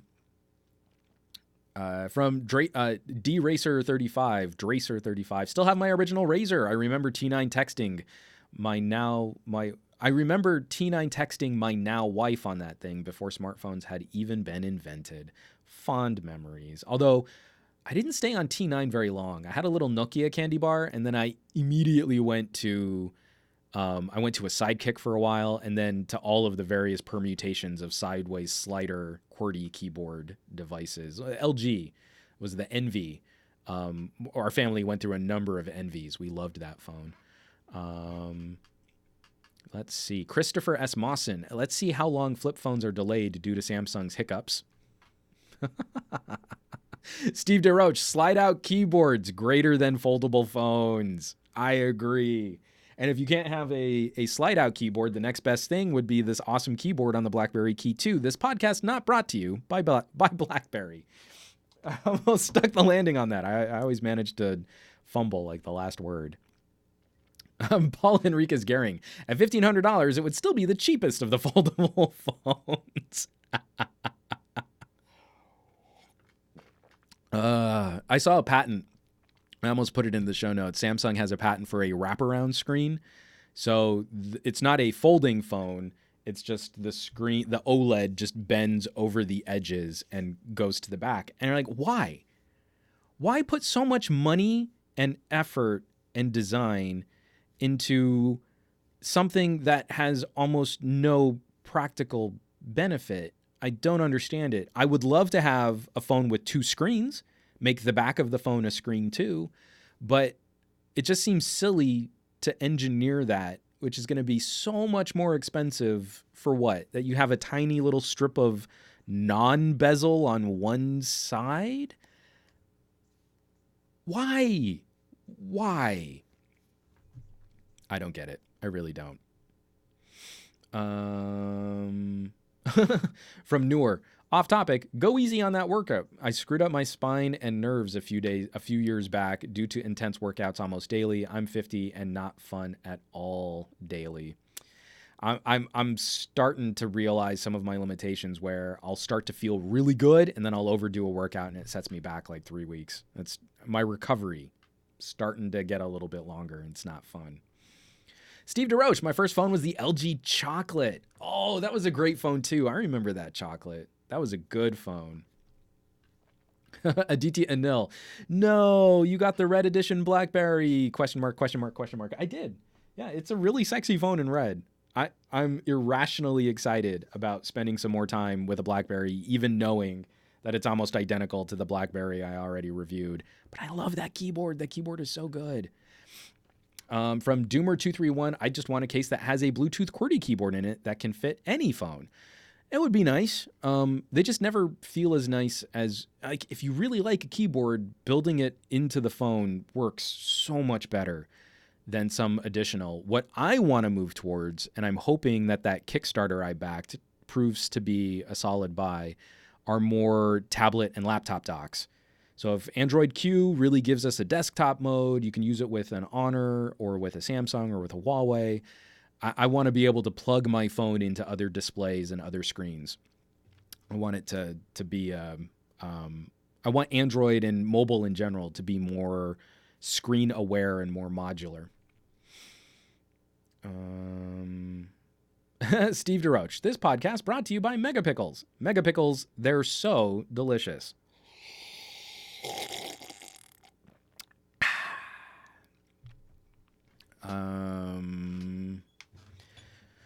Let's see.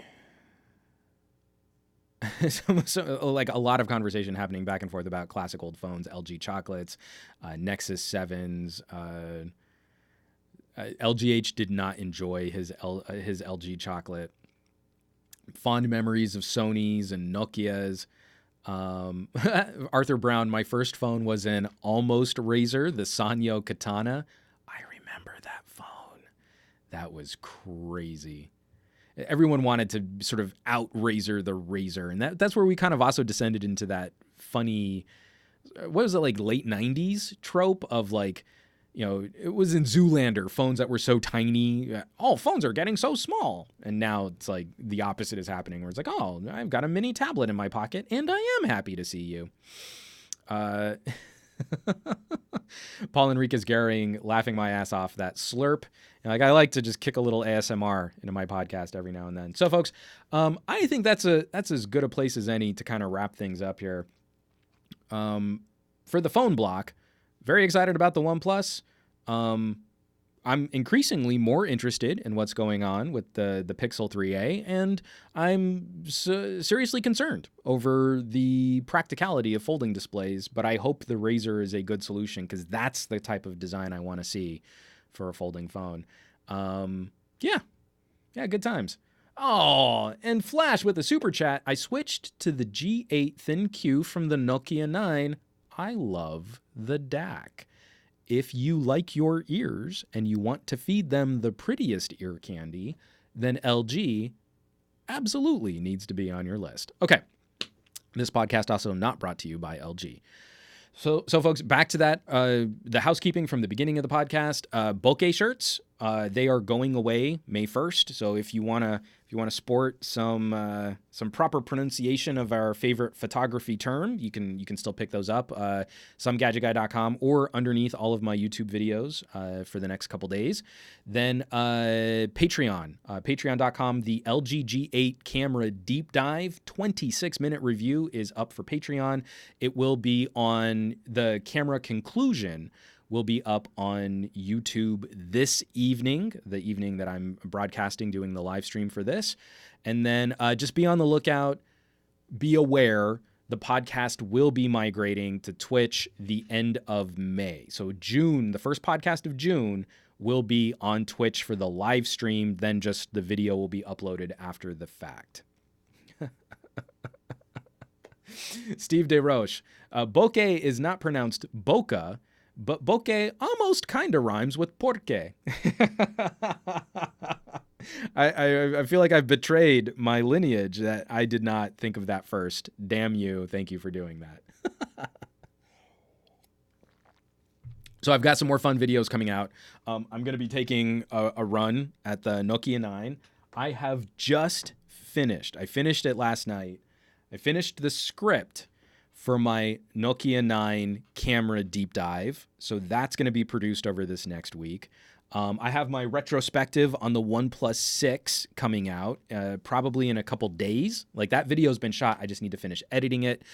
So that video is going to be out in a couple days. And then hopefully sometime this week, me and TK Bay are going to be getting together to do another phone swap challenge. And we haven't decided on exactly what phones to swap, but I think he's seriously wanting to take a look at the LG G8, and I still have not covered anything Samsung. So what we might do is a G8 versus S10 or S10e showdown between our two channels. So that could be a lot of fun too. We'll have some more news on that probably the end of this week as we just kind of figure out what it is that we want to do as a showdown or as a collaboration for our channels. Lots of fun stuff coming out. This is like, we're not even into the full the full harvest season for summer launch phones, and we already have some cool things and some fun things to talk about. And I think I don't think I'll do a live stream, but I'll definitely be like live tweeting if there's any announcement coverage for the OnePlus 7 in a couple weeks, but we'll talk about that as we get closer. So, let's wrap this up. Thank you so much for joining this podcast, for joining this conversation, for joining this discussion. Those of you kicking in the super chats, I can't thank you enough. That direct contribution and support for a channel like mine and producing content that you guys enjoy. But then on top of that, just how much fun this live chat is week after week. You guys make me look forward to Monday mornings more than anything else I've ever done in the history of my professional career. So I can't thank you enough for being a part of this as we're all making some cool stuff together. I'll be back next week. Next Monday, another Monday morning tech chat show on the SGG QA podcast channel, coming to you basically on every single streaming service you might want to participate on that I can freely support, that I can stream to for free. And of course, before we get to next week's show, if you want to reach out, you want to hit me up, you know where you can reach me. You can find my contact information, somegadgetguy.com. There's a support banner. There's a way to email me stuff if you want to hit me with a scoop. And then, of course, across social media, at somegadgetguy on the Twitters, the Twitches, the Facebooks, the Instagrams, everywhere. You'll find me as some gadget guy. Thank you so much for watching, for sharing, for subscribing, for all of your participation. Folks, I want you to have a fantastic tech week. I want you to be awesome. I want you to do awesome. And I'll catch you here next Monday for another Monday Morning Tech Chat show. I love you all. Take care. Have a great week.